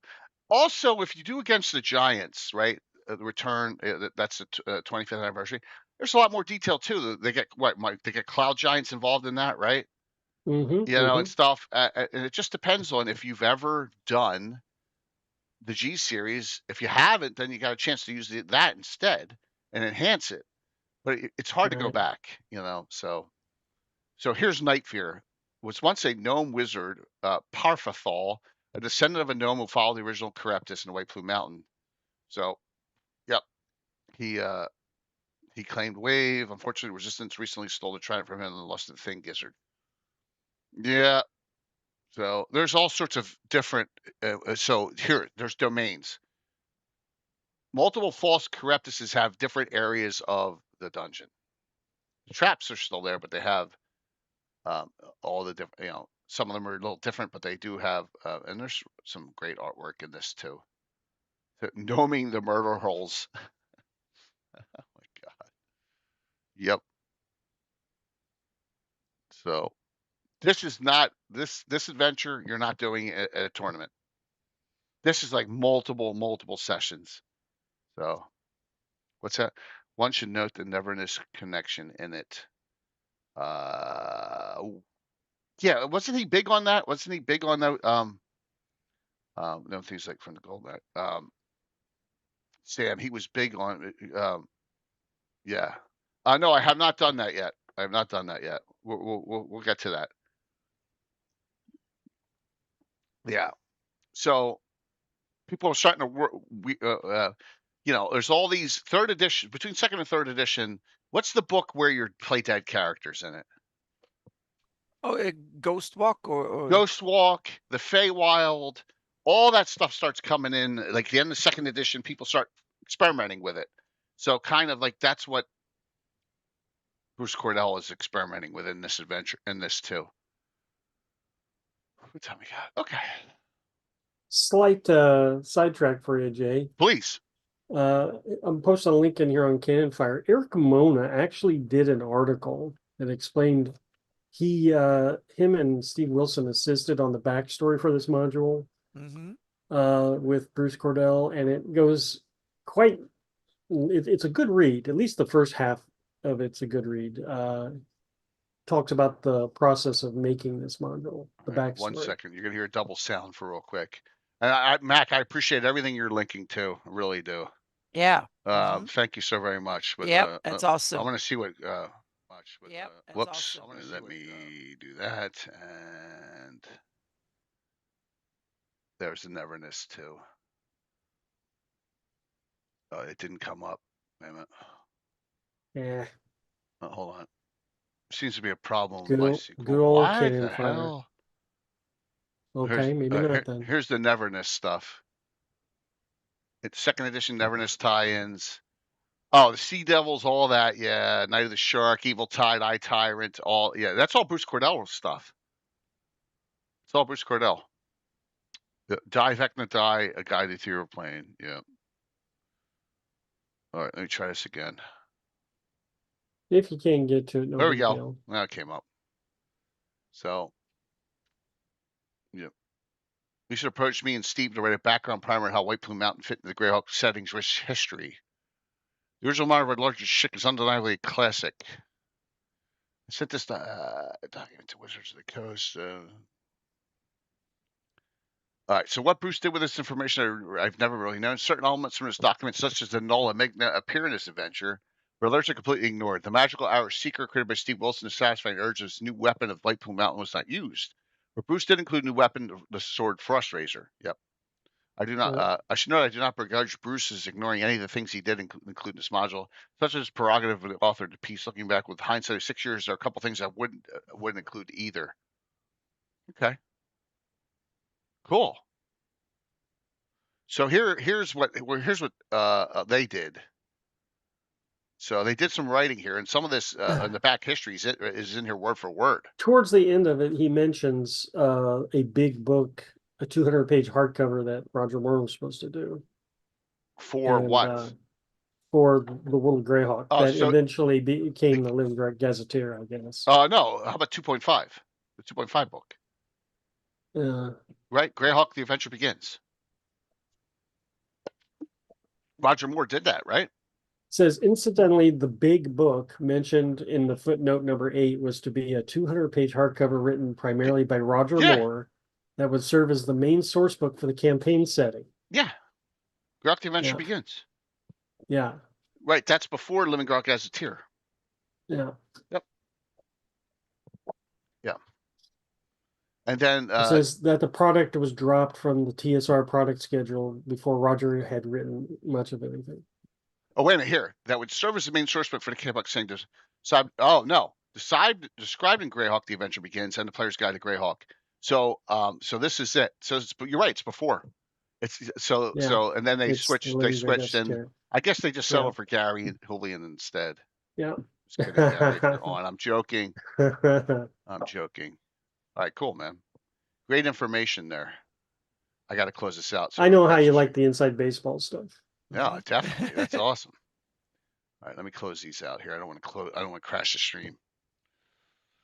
All right, so this is all one of the Creptus Kelp Devils. So there's a lot of new stuff added in here. A lot the traps are here. Oh, look, there's some problems with this PDF here. Night Fear is audience chambers. Like I said, they got to go through multiple false Correptuses. Right. So Dearest is Alvaro. That's funny. So Correptus is still Nyx. Well, Nyx is one of the Yeah. Yep. Nyx is one of the Ifrits from the original. He's another false Correptus.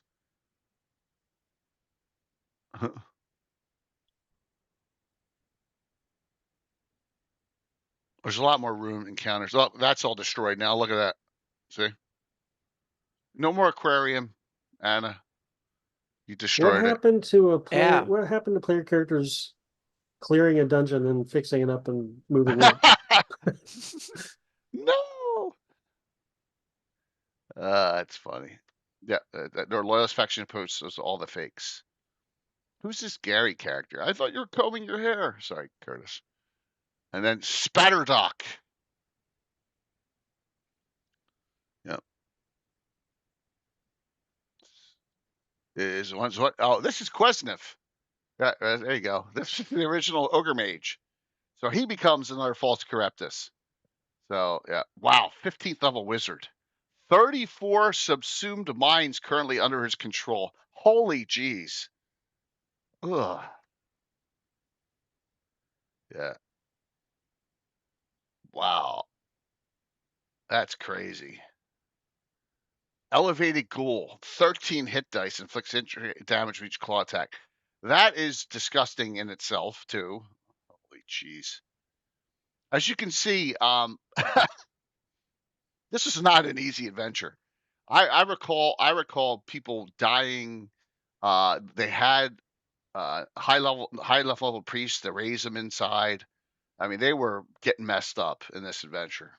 Having to rest, having to find a whole place to hole up. I think they took out Night Fear first, and they were able to hole up in his area. Yeah, yep. So Where's all amulet fungus hulks? Sorry, fungal delights. Oh gosh, Yeah. fungus tenders. Oh boy. All right, so let's continue on. But the boiling lake, gathering of husks, crab swarm. That's fun. Prisons, as you can see, it's expanded a lot beyond. Here's the indoctrination level. Right, it's expanded a lot beyond the original adventure. But you have the Fane now. So, yeah.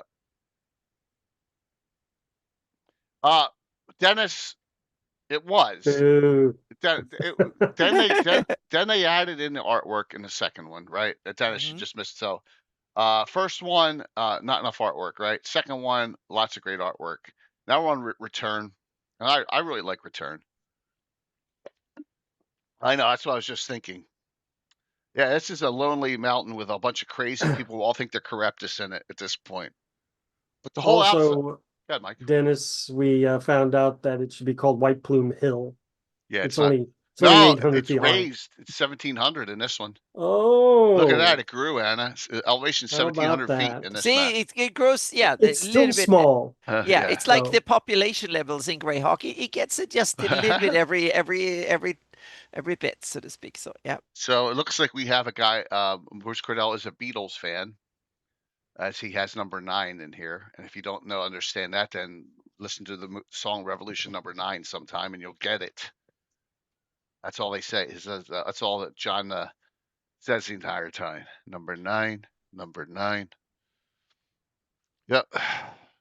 Chasm of boiling mud. Hall. As you can see, it's much bigger than the original Spatterdock Study. Vampire lair. Blah, blah, lava tubes. That's a cool picture. There's a vampire. He's got whelm. 10 meter.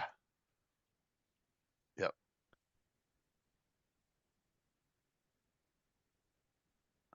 Yeah. I got it. The prime number puzzle. Yep. Fungal egg mass whelm. All right. Killjoy. The false Charybdis known as Killjoy controls areas 49 to 55. Those troops have looted what they could from unclaimed rooms. He's not incorporated those in his domain. He's more interested. So Killjoy is what was once in a freak called Nox. So both, yeah. So we got Nyx and Nox. Yeah, Nyx is still trying to do his stuff and be a loyalist, and Nox is bad. So and now he calls himself Killjoy. So, yep. He used everything in the original, which is kind of cool. Yeah.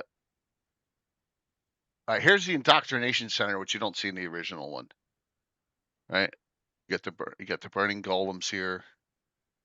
So and that's where Killjoy is in the indoctrination center, and he's got Black Razor.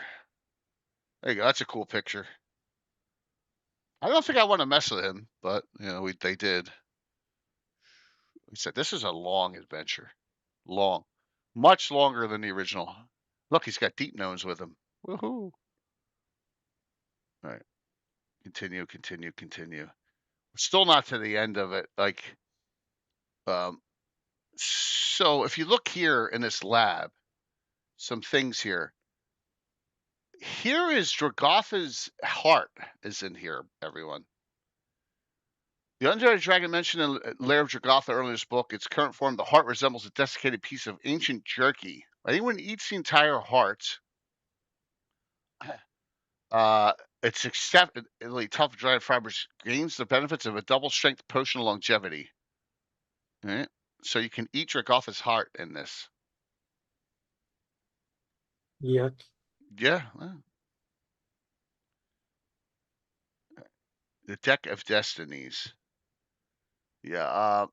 It is. Yeah. It's exactly what you think it is. I stayed away from. I hate the deck of many things. They can destroy campaign in an instant. Yeah. So yeah. How is a PC supposed to know eating hearts an option? I don't know. Do an augury spell. And that's not true, Malden. You sniff and eat stuff all the time, and you'd like. Some people like licking things. You know, they want to taste it. Yeah. So Like that scene in Caddyshack. yes. Oh my gosh, this goes on and on. Blood whites, they're not undead. All right, here we go. The Basin of Boundless Life. Okay. So, huh. If I recall here, this is this is it. This is the location where vast basin, some 80 feet in diameter, joins three equidistant ledges. There's shining. It almost looks like mercury, shining viscid fluid, right? The basin holds remaining pure life principle distilled from the apparatus in Area 62.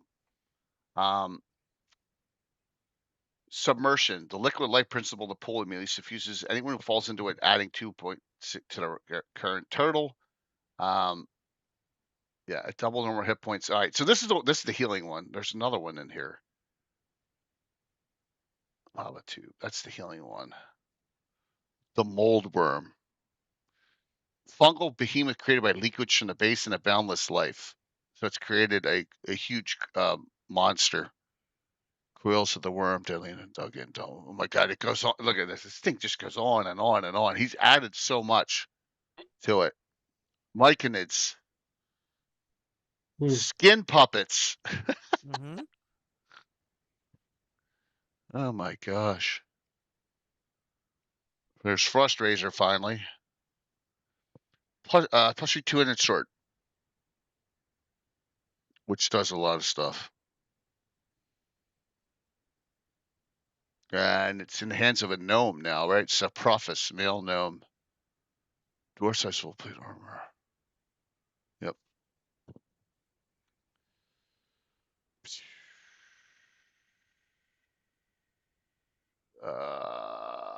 That's pretty gross.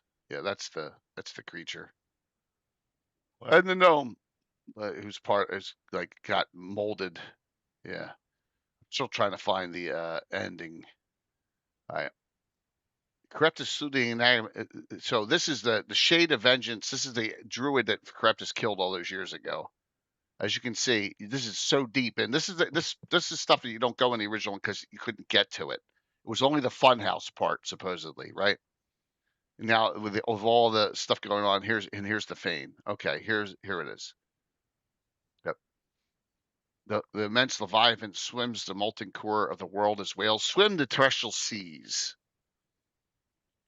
Contamination from the basin of boundless life altered the creature in some unknown way.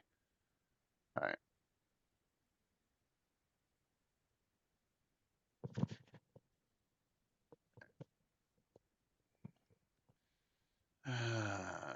All right. So what happens here is the following.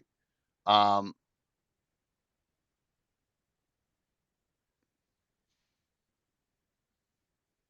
there are these. All right. The four weapons. All right. This is it. So the four weapons get placed into the niches. Right. There's a spot here. And then shrinking the size of a human heart to go into the Fane. And what happens here is that also I guess it's that other rejuvenation one, and I did it differently. Any false Corruptus who comes where the PC's intent attempts to follow them into the Fane to stop it, and when it comes in, when you do that in here, it Corruptus comes back, but as a kid, as a child. So this is where Corruptus returns. All unsubsumed PCs and NPCs were hosted a partial feel of strange sensation. Yes. As it begins to cry helplessly, you recognize the figure of what is a newborn child. So with all this, you've resummoned Corruptus to the world, but he's reborn as a kid. So what are you going to do? What are you going to do with a kid? That old moral dilemma. Well, we were on an adventure. And so what do you decide to do? So the ancient wizard's journey through space and time, his precipitous recall conspired to create his current surprising manifestation. Whether the babe is purified, reborn Corruptus with new life ahead of him, or a time traveler snatched from his cradle in the past is a decision left to the DM. If Agworth has the child Corruptus, he slays the babe instantly. Okay. So that did not happen because I think yes, they took care of him first, then they then they dealt with the child, right? So conclusion, you know, if the heroes do not erase every active last K imprint, either by recalling original corruptuses or by destroying all the false corrupti, the sentient spell continues. So they did all that. No divination, foretelling, or augury magic can foresee the child's future. It's up to the PC to decide who should raise him. Okay. So alternatively, the PC can foster the child with a temple, an ordinary family, or NPCs of their own acquaintance.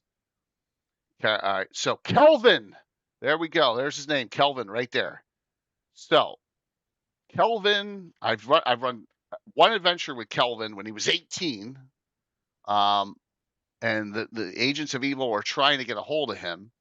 So he is the adopted son of Elaine Winchester and Duke Wilborn, which means that Aaron Winchester, Quentin Winchester, and now the new Gemma Winchester are all step brother, sisters or brothers of Kelvin, who is at the Golden Tower. He's been sheltered a lot, but he has magical ability. I'm not sure what direction I'm going to take, but he exists. So there is the child Charybdis in my campaign. And that was 20 some years ago. Year to year, he's about 20 now. There you go. So he is back.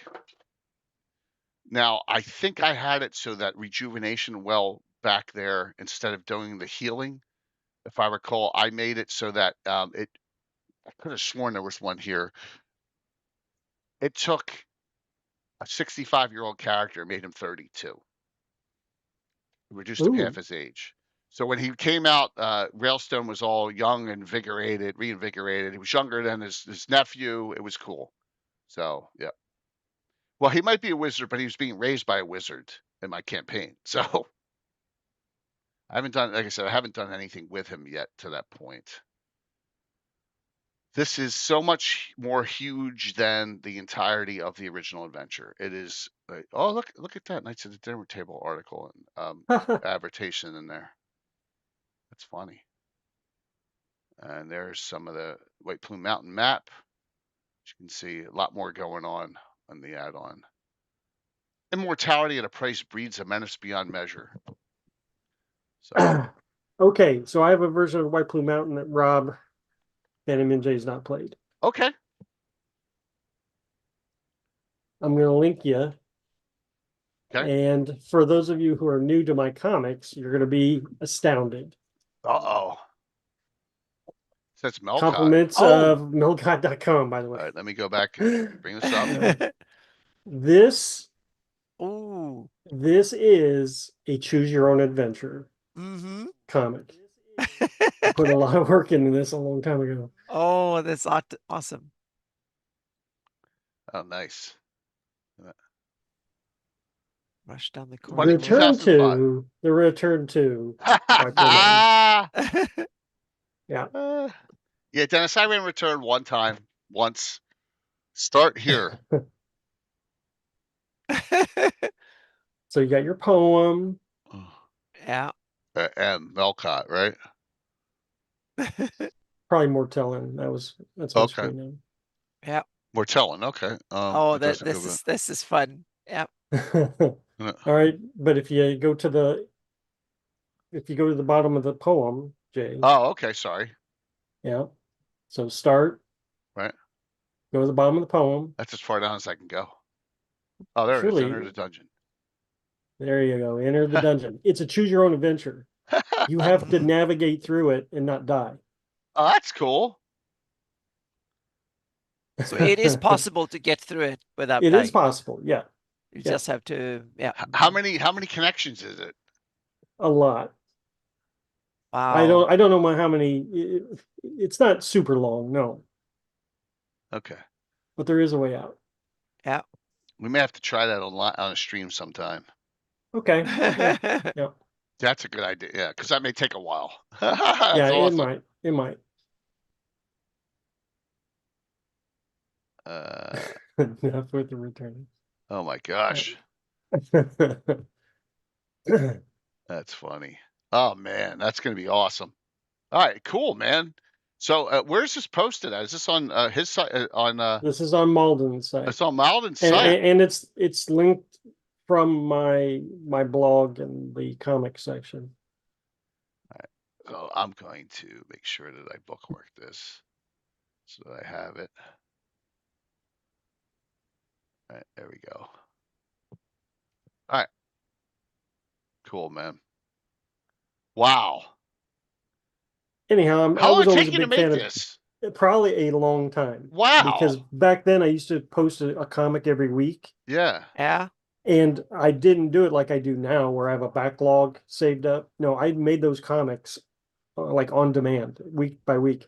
So this one took a little bit of pre-planning, and For it's parody purposes only. Adventure for levels 1 to deity. That's funny. yeah, Oh my it's a gosh. long, it's a lot of work, Yeah. and I don't know if I could ever do that again. That, That's back when I worked at midnights at the hotel and I had unlimited time. that's awesome, man. Really Yeah. cool. That's Nice. awesome. And Yep. thanks Dennis for hosting it. Holy jeez. So as you can see, there's a lot to this. The background grows and grows and grows. And then you have this. Bruce Cordell did. If you want to actually fight Dragatha or know about Dragatha, he does this up. I think this is 19. This is right after 1999, 2001. So right before the third edition era begins, he does Dragatha's lair. So yeah. So he has even pre-generated characters for it. Yeah, and here's Dragatha's lair map, so that's available too. There you go. You are here. So there's a summoning ring here. So it shows where where Think Gizzard's Mukos isn't here, but there's a summoning ring. Ruins of Cahelderlin is there. There's other ruins. Ruins of Lesathan. So he's done some add-on even further of the area in this. Yeah, I've never run it because I don't want to I don't see the need to go up against Dragatha in this. No. And I don't know if it. I think Dragatha is a male here. You say it's a female, but I think he's got it as a male, Anna. I've seen it both ways. Yeah. So there you go on Oh that. yeah, yeah. Dargotha is normally depicted as a male. Yep. Yeah. So, yep. Lots of fun things. So you have a ton of the detail grows and grows and grows. Is there a module that has as much adaptations and stuff that springs off of it as this one, though? No, not that I'm aware of. I mean, Return to the It's Keep on the Borderlands has a lot of crazy. added onto it. Not that much. Yeah, I mean, just like it also has a novel. Yeah, it does. Um, Mhm. yeah, Yeah. there's a lot going on with White Plume Mountain. Yeah. I never finished this though. As you can see, this is how far I got in the book. Oh, you never finished it? I'm not good at reading D&D novels. They put me to sleep. Probably because you're like, I'd rather do it myself in my own campaign. A lot of people play Talisman here. I know Curtis plays Talisman, right? Curtis, right in chat, right above you. A lot of people play Talisman. I have some Talisman Talisman's a sets. good game. I love Talisman. It's definitely a good game. Absolutely. So, any questions from the audience on this so far? There's so much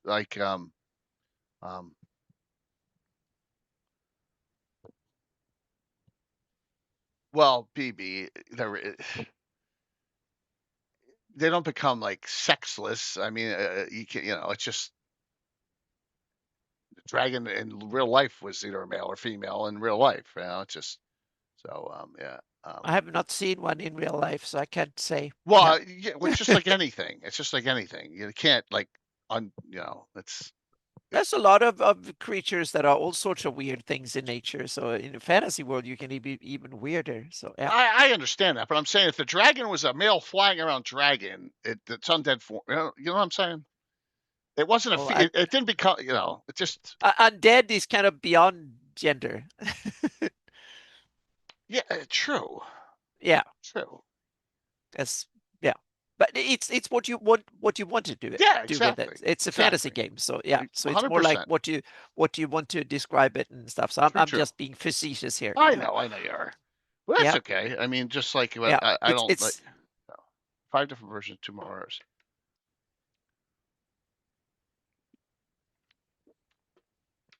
Mac, yeah, but there's multiple versions, but I don't think that the level of lore is that. I don't, there may be versions of it like written in different editions, but I just don't think it was expanded on.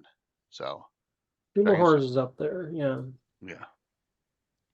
So, but it's cool. And I know, and the shame is that our expert on Tomb of Horrors passed a couple years ago, Gaetano. We just cannot get his stuff.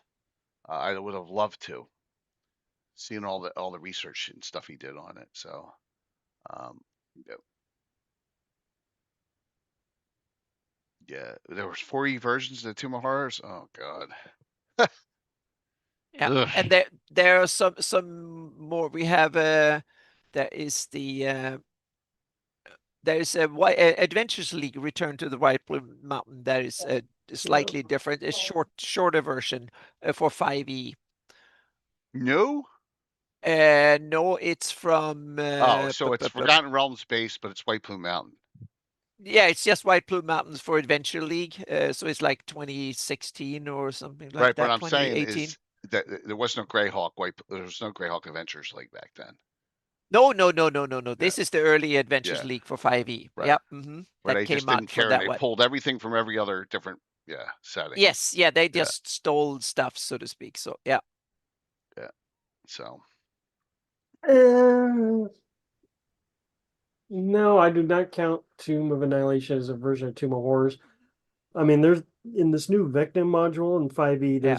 there's a new tomb made by Yeah. Acererak, and Yeah.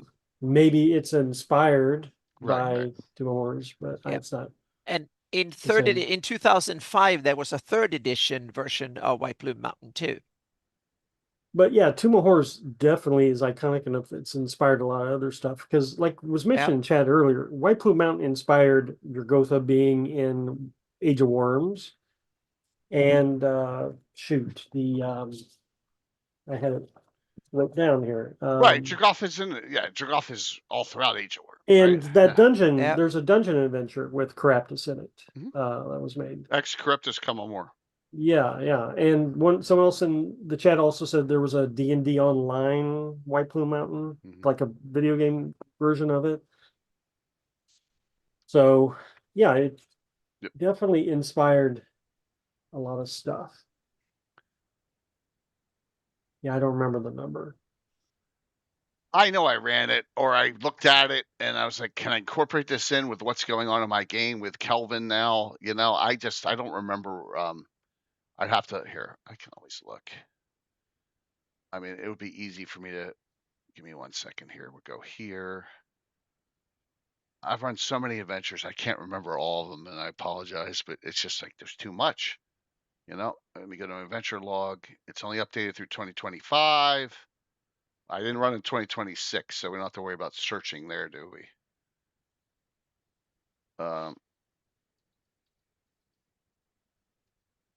Nope.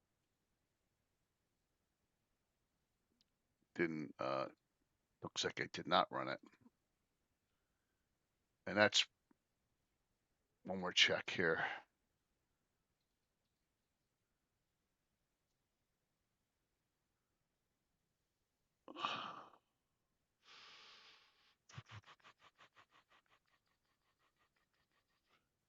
I may have run it and changed the name of it because I just found this. Number 657. Will the real Charybdis please stand up? Oh. Yeah. This is right before we did a Hamlet/TEE. Yeah. So there you go. I don't know.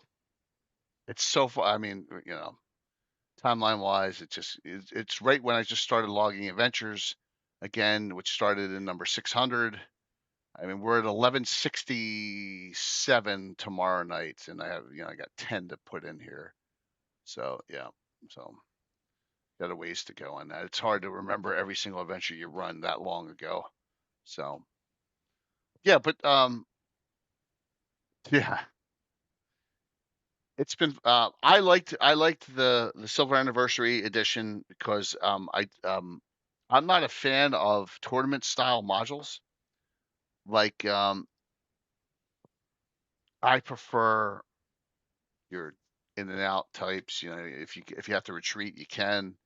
Um, that doesn't mean that there's not a place for them, but like the silver anniversary one has a lot going on. I don't want to take this like there's multiple factions to Temple of Elemental Evil, right? There's all the different elemental factions in there running around. And I kind of liked it that he had different false Charybdises running around, and also that your own characters could become false Charybdises, and that was fun. Yeah, and that the weapons were all being once the weapons were placed in that, I believe I did not allow them to go out with the weapons, which was good. So they don't have them. So yep, yep. So what other questions does the audience have on that? Dun dun dun. Lots of fun. Yes, or get absorbed in another Charybdis. Absolutely. So there was a lot of that going on, but they figured it out and they think they cleared. But like if I recall, that other adventure I may have run was a Night of Yulk adventure.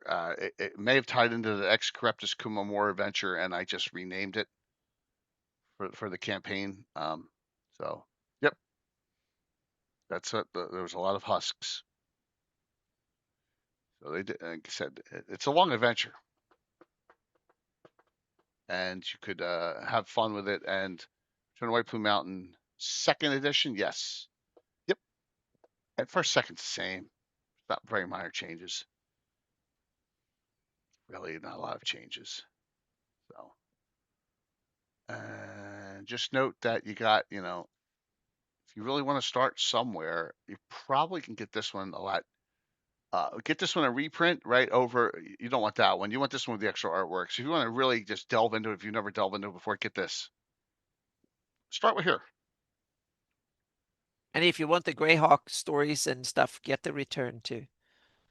The outside the mountain content.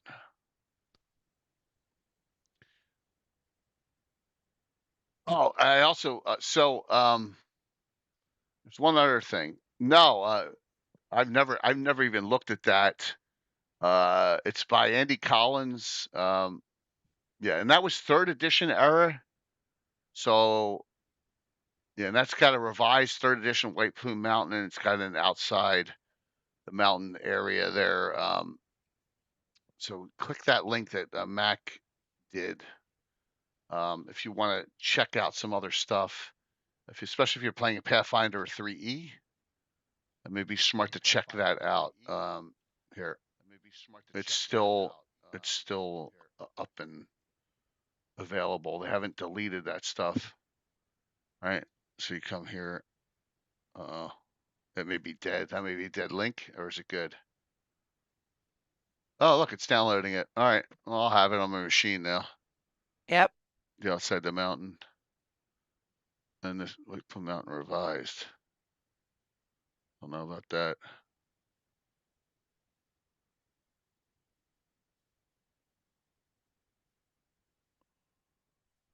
All right, so I'm that amazed that the Wayback Machine is that thorough that it actually keeps the yeah. the associated files like All right, that. so That's amazing. here's one last thing.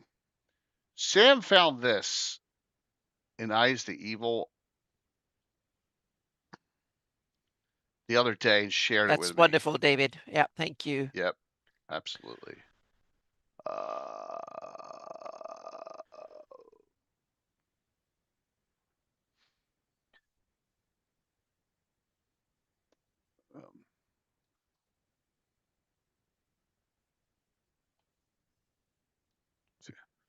okay, so Sam found this. I don't know if I agree with him on this. So Okay. there is this place called Edge. Okay. Mm-hmm. I think it's just an irony. All right. And this is other camps outside the Badlands. This square tower is so named because of the razor sharp stone edges. Crafted by its current resident mage Genin, side against a trying to force the mage into servitude and settle for a deal which provided enchanted weapons for his officers. So Genin supplies like, +1, +2s, and +3s every so often for being What left on. what what page is that? That This is one. on page 52. Thank you. I is the evil. Yep. With supplies of food and some raw materials for his work. Genin is a highly unusual man that appears pure blood flan, Corruptus, but he Mm-hmm. only communicates with Ayers' forces through his gnome craftsman apprentice. It's very Yeah, rare, I think. I think it's I think they turned it into a Greyhawk meme or joke now. It's You think that's what it is, or yeah. I think is it a sergeant deep thought no, I think it's process? Sergeant proving that he read the old stuff. Okay, so that's all it is. You think? That's what I think. Yep, Okay, that's my theory. I think it's Sergeant showing off that he actually read the old stuff. okay, all right, And cool. then just spun a new version of it, so to speak, or a little homage to it. Okay. Well, there you go. It was a good catch by Sam. I appreciate you doing that. Mm-hmm. Mm-hmm. All righty. Thank you. Anything else? Excuse me. So there you go. Deep dive on this. I should have kept open the Twitch part because we got to have an updated cartoon, right, Mike? I got two. All righty. Oh, wow. Let me get back on here again. I'll open this up again, but I don't need to. All right, share that if you don't mind in chat. First one. All right, put them both in there for me so I can close this Oh, out afterwards if you don't mind. Are they both right oh, there? There you go. Thank you very much. Now I can close it's an them. action one. The first one is really All right, there we actiony. go. So Action. Oh, and the cultists. cult is my favorite. All right, Yes, which one do you the want to talk cult. about first? Which one, Mike? You want to go to first? Go with under first. Yep. Under Mhm. 27. Shadow Demon, huh? So last All right, episode, here we go. they were leaving town and they got ambushed by the Drow and her gang, Mhm. and the their attempt to fight back was very brief. Oh man, seriously? None of I love Shadow Demons. It was so much fun drawing that. Snap your surrender your gems for your lives. Walk away, I spare your lives. Sorry, Mhm. quoting the lawyer. Awesome. Nice. So Yeah, it's pretty much a lot of action from here on. cool. Things have escalated. Mhm. So well drawn. I love it. It's so cool. Yeah, that's an awesome one. Very, very cool. Now, the Cultist comic is a continuation of their exploration of Mar Castle. Yeah. In this installment, you kind of now find out what they're actually down there for. Oh, all right. Yeah, they're not just tourists. They're down there for a reason. This must be Kurzet's Fane, you think? Precisely the charnel caverns. That's worse. Curzet is a unique demon summoned by Eli Tomaras to be the guardian of the Tome of the Black Heart. Curzet must be given regular sacrifices to be appeased. The demon is known to toy with his doomed victims. Hey, you always know so much. Tell me something useful. The chomp sticking out of him. Blah. Oh, that's awesome. So There there you will go. only be one cultist from now, or you have to save him somehow next week. Yeah. Oh, the dumb cultist. He can take a lot of damage. He has a lot Oh, of okay. defense. Yeah. So he doesn't understand that he's Yeah. in peril. So, That's funny. yeah. I Very still cool. love the fact that they're different eyes like that. It's so cool. Yeah. So Yeah. you can see which one is which. Yeah. Yeah, it's awesome. Yeah. And from now So on, you have Thariston is now purple. So yeah. Drizzt is purple. Nice job on that, Mike. That's I, funny. I'm on a roll here. I got Mm-hmm. that's what Cultist 27. I got them finished through 40, issue 40. So plan to do a lot of Cultists coming up in because I know they're the faves. All righty. Why is that showing? There we go. All right, cool. So, what else we got up for you, Mike? Anything exciting? Well, my Pearland campaign yesterday kind of has now crested, right? Oh, They have finally uncovered the doppelganger plot oh, and nice. have managed to take out a few of them by now. They've rescued the captured nobility, who the doppelgangers have replaced, Oh, and now they are on the hunt for Drelsna and the cult that oh, is working nice. with her. So we're racing towards a conclusion here. It's the stakes are getting higher, and there's a lot of because of the doppelgangers. There was a lot of paranoia going on because I had replaced one of the player characters at one point. Okay, Oh, good stuff. awesome, dude. Appreciate that. And man, my brain is starting to change modes, but not yet. So we'll get through it. So how long? Like, what level are those characters now?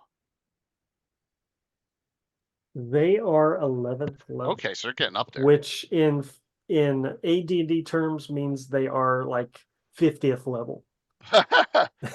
These guys are 11th level 5e characters are tough, Yeah, but the absolutely. tougher they are, the harder I'm gonna hit them. Good.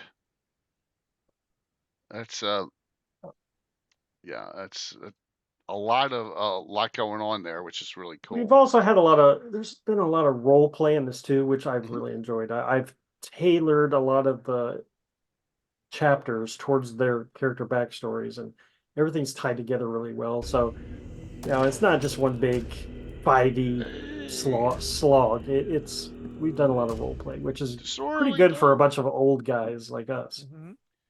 Yeah, that's great, man. Thank you, Rory. So, just so you're aware, disorderly dice will kick off. Um, will kick off the fundraiser next Wednesday night.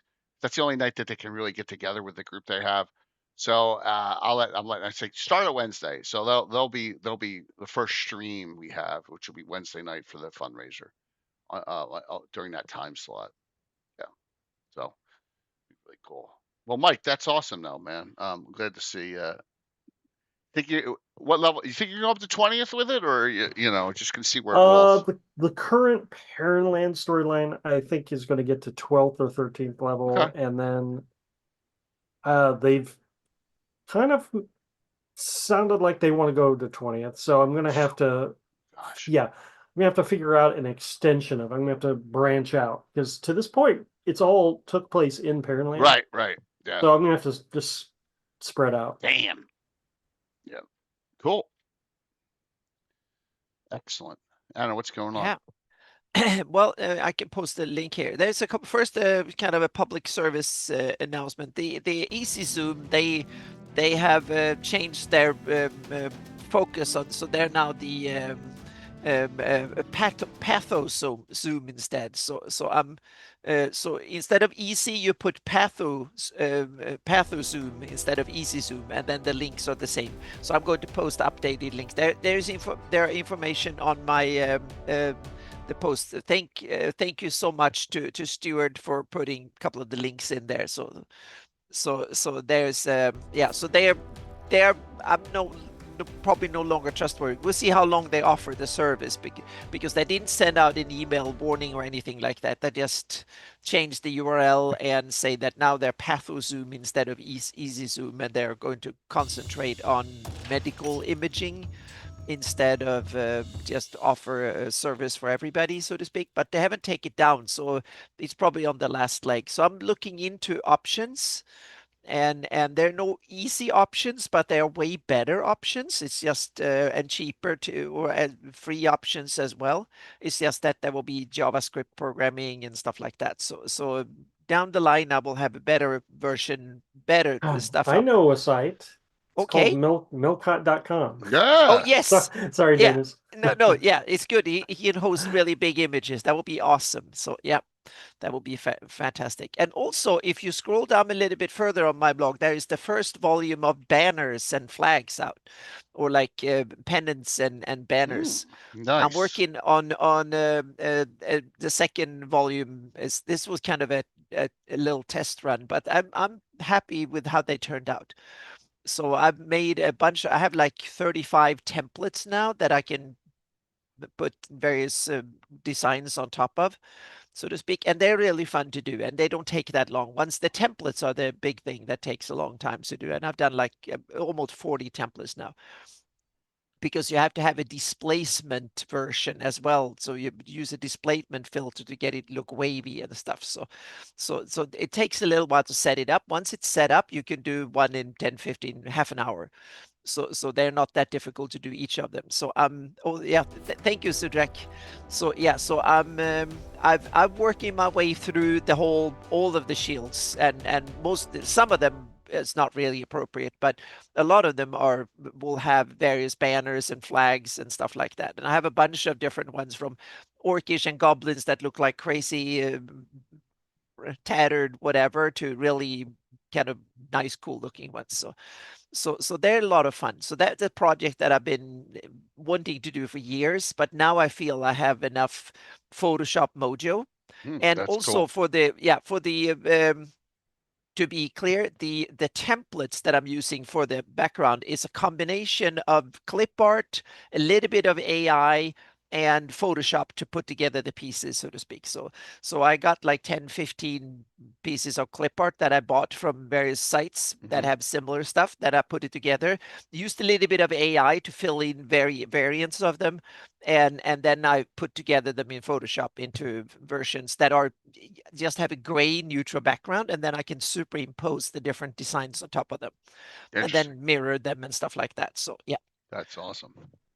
So that way I can make hundreds of different So you're versions not that using look any really cool. art, using AI for the texturing on how the Well, thing yeah, moves. exactly. Right, I right. simply, It's a big instead of difference. spending 5 hours of editing and coming hmm up, I put it in AI, take 5 minutes, and I get a version that I can clean up in Right, right. Photoshop for Got the it. template, so to speak. So I think that's reasonably fair. It's like using clip art in a way, and hmm altered. What I've done is I basically altered and tweaked clip art.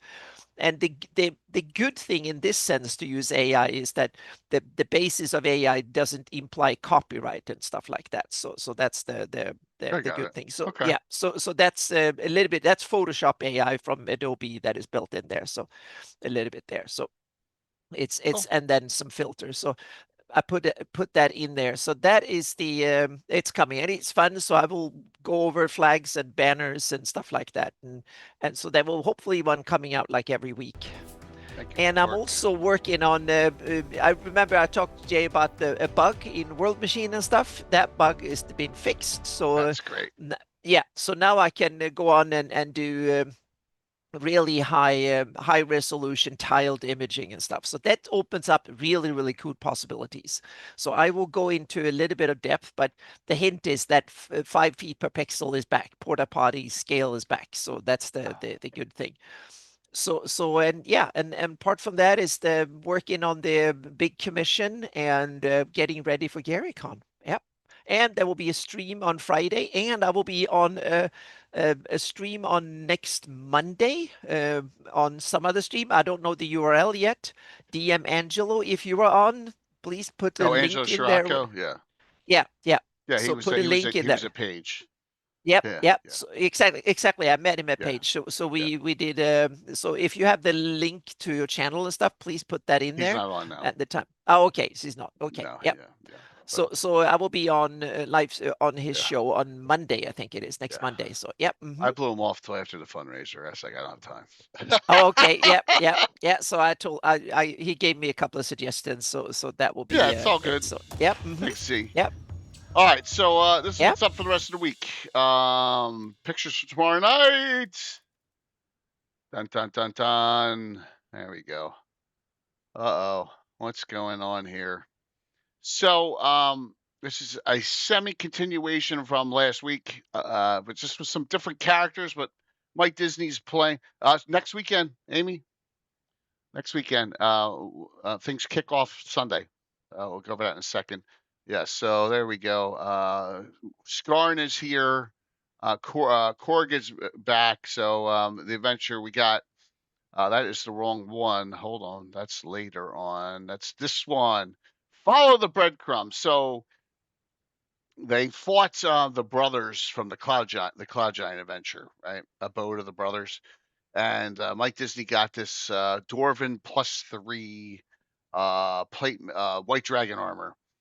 Well, something was kind of hidden in it, and that is a map to this place where this supposedly uh, murderer was interred, and it's a treasure map from the dwarf who had the armor originally. So, of course, why not go there? So we got Amanda show me the dice. We got Bella, Korg, Mike Disney, Rob, Phantom, and Jay back from his vacation for tomorrow, Thursday at 7. Okay, and that'll be a little fun. And there will be no Saturday game. I've had one for like last I don't know how many 6 7 weeks. Thank you very much for the second hype train. Really appreciate it. There'll be no Saturday game. It's what do you call it? Oh my God, Valentine's Day. Plus, I really need it for all the prep work I have for the fundraiser. I got to spend some time. Plus, I got all this writing I got to do for the special project that's going on where we got Damn the Torpedoes. We got great news on Monday on that. So, wait a minute, let me go here. It's not called Damn the Torpedoes. Right. I'm just kidding. Oh, Yep. so I will have all the ad. If you are a channel and you want to put a banner up, you want to make a banner for advertisement for your game. I'll give you an example real quick. This is from Marquee Gaming. There you go. That's for theirs, Overture, right? So they did theirs. I do mine in my own style, like normal.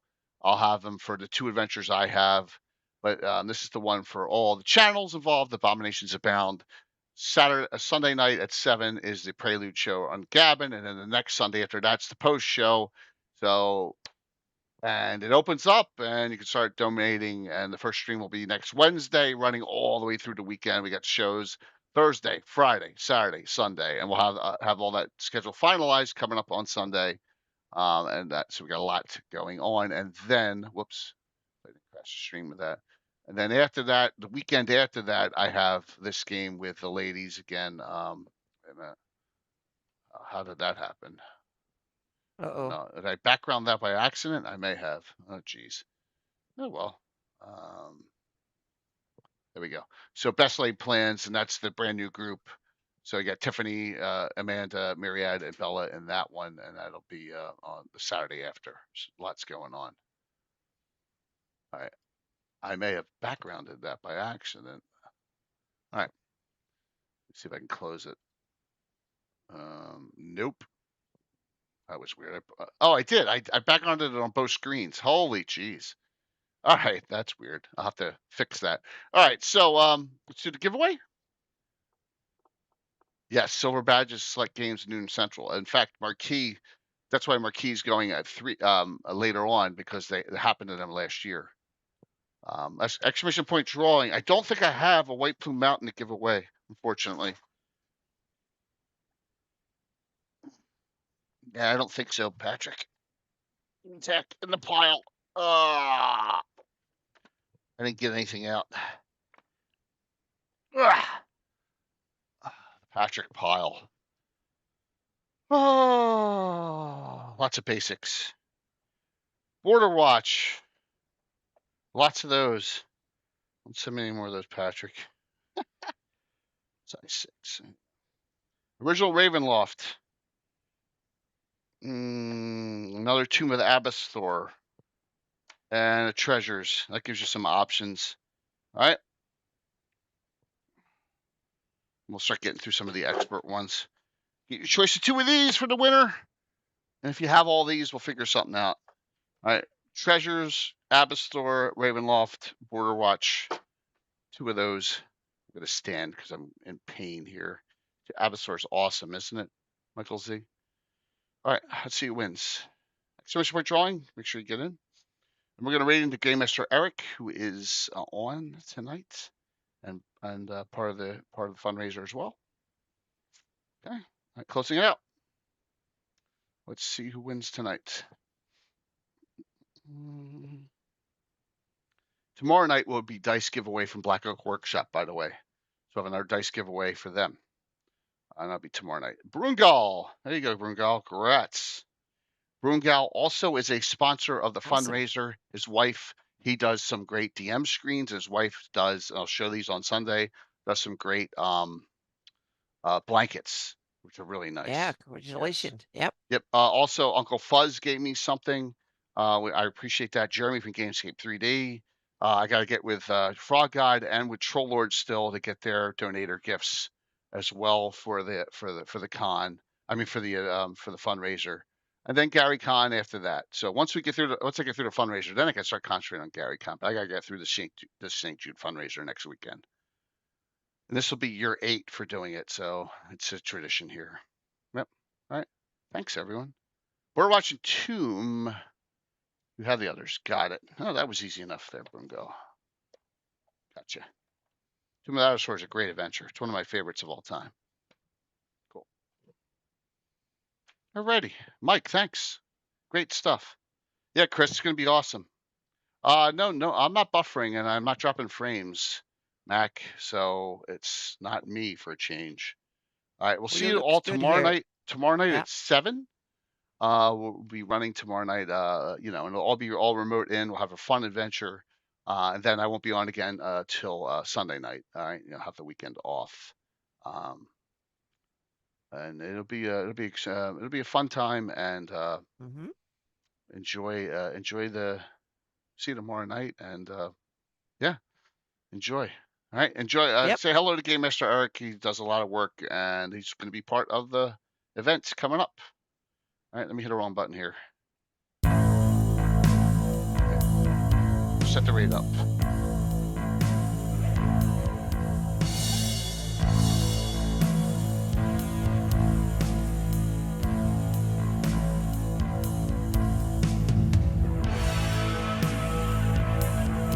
Whew.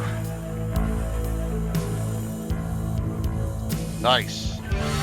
74. Beautiful. 5, 4, 3, 2, 1. See you tomorrow night. Night.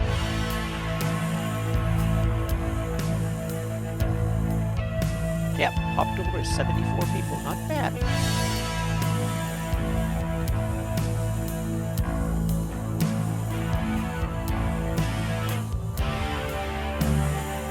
Awesome. Alrighty.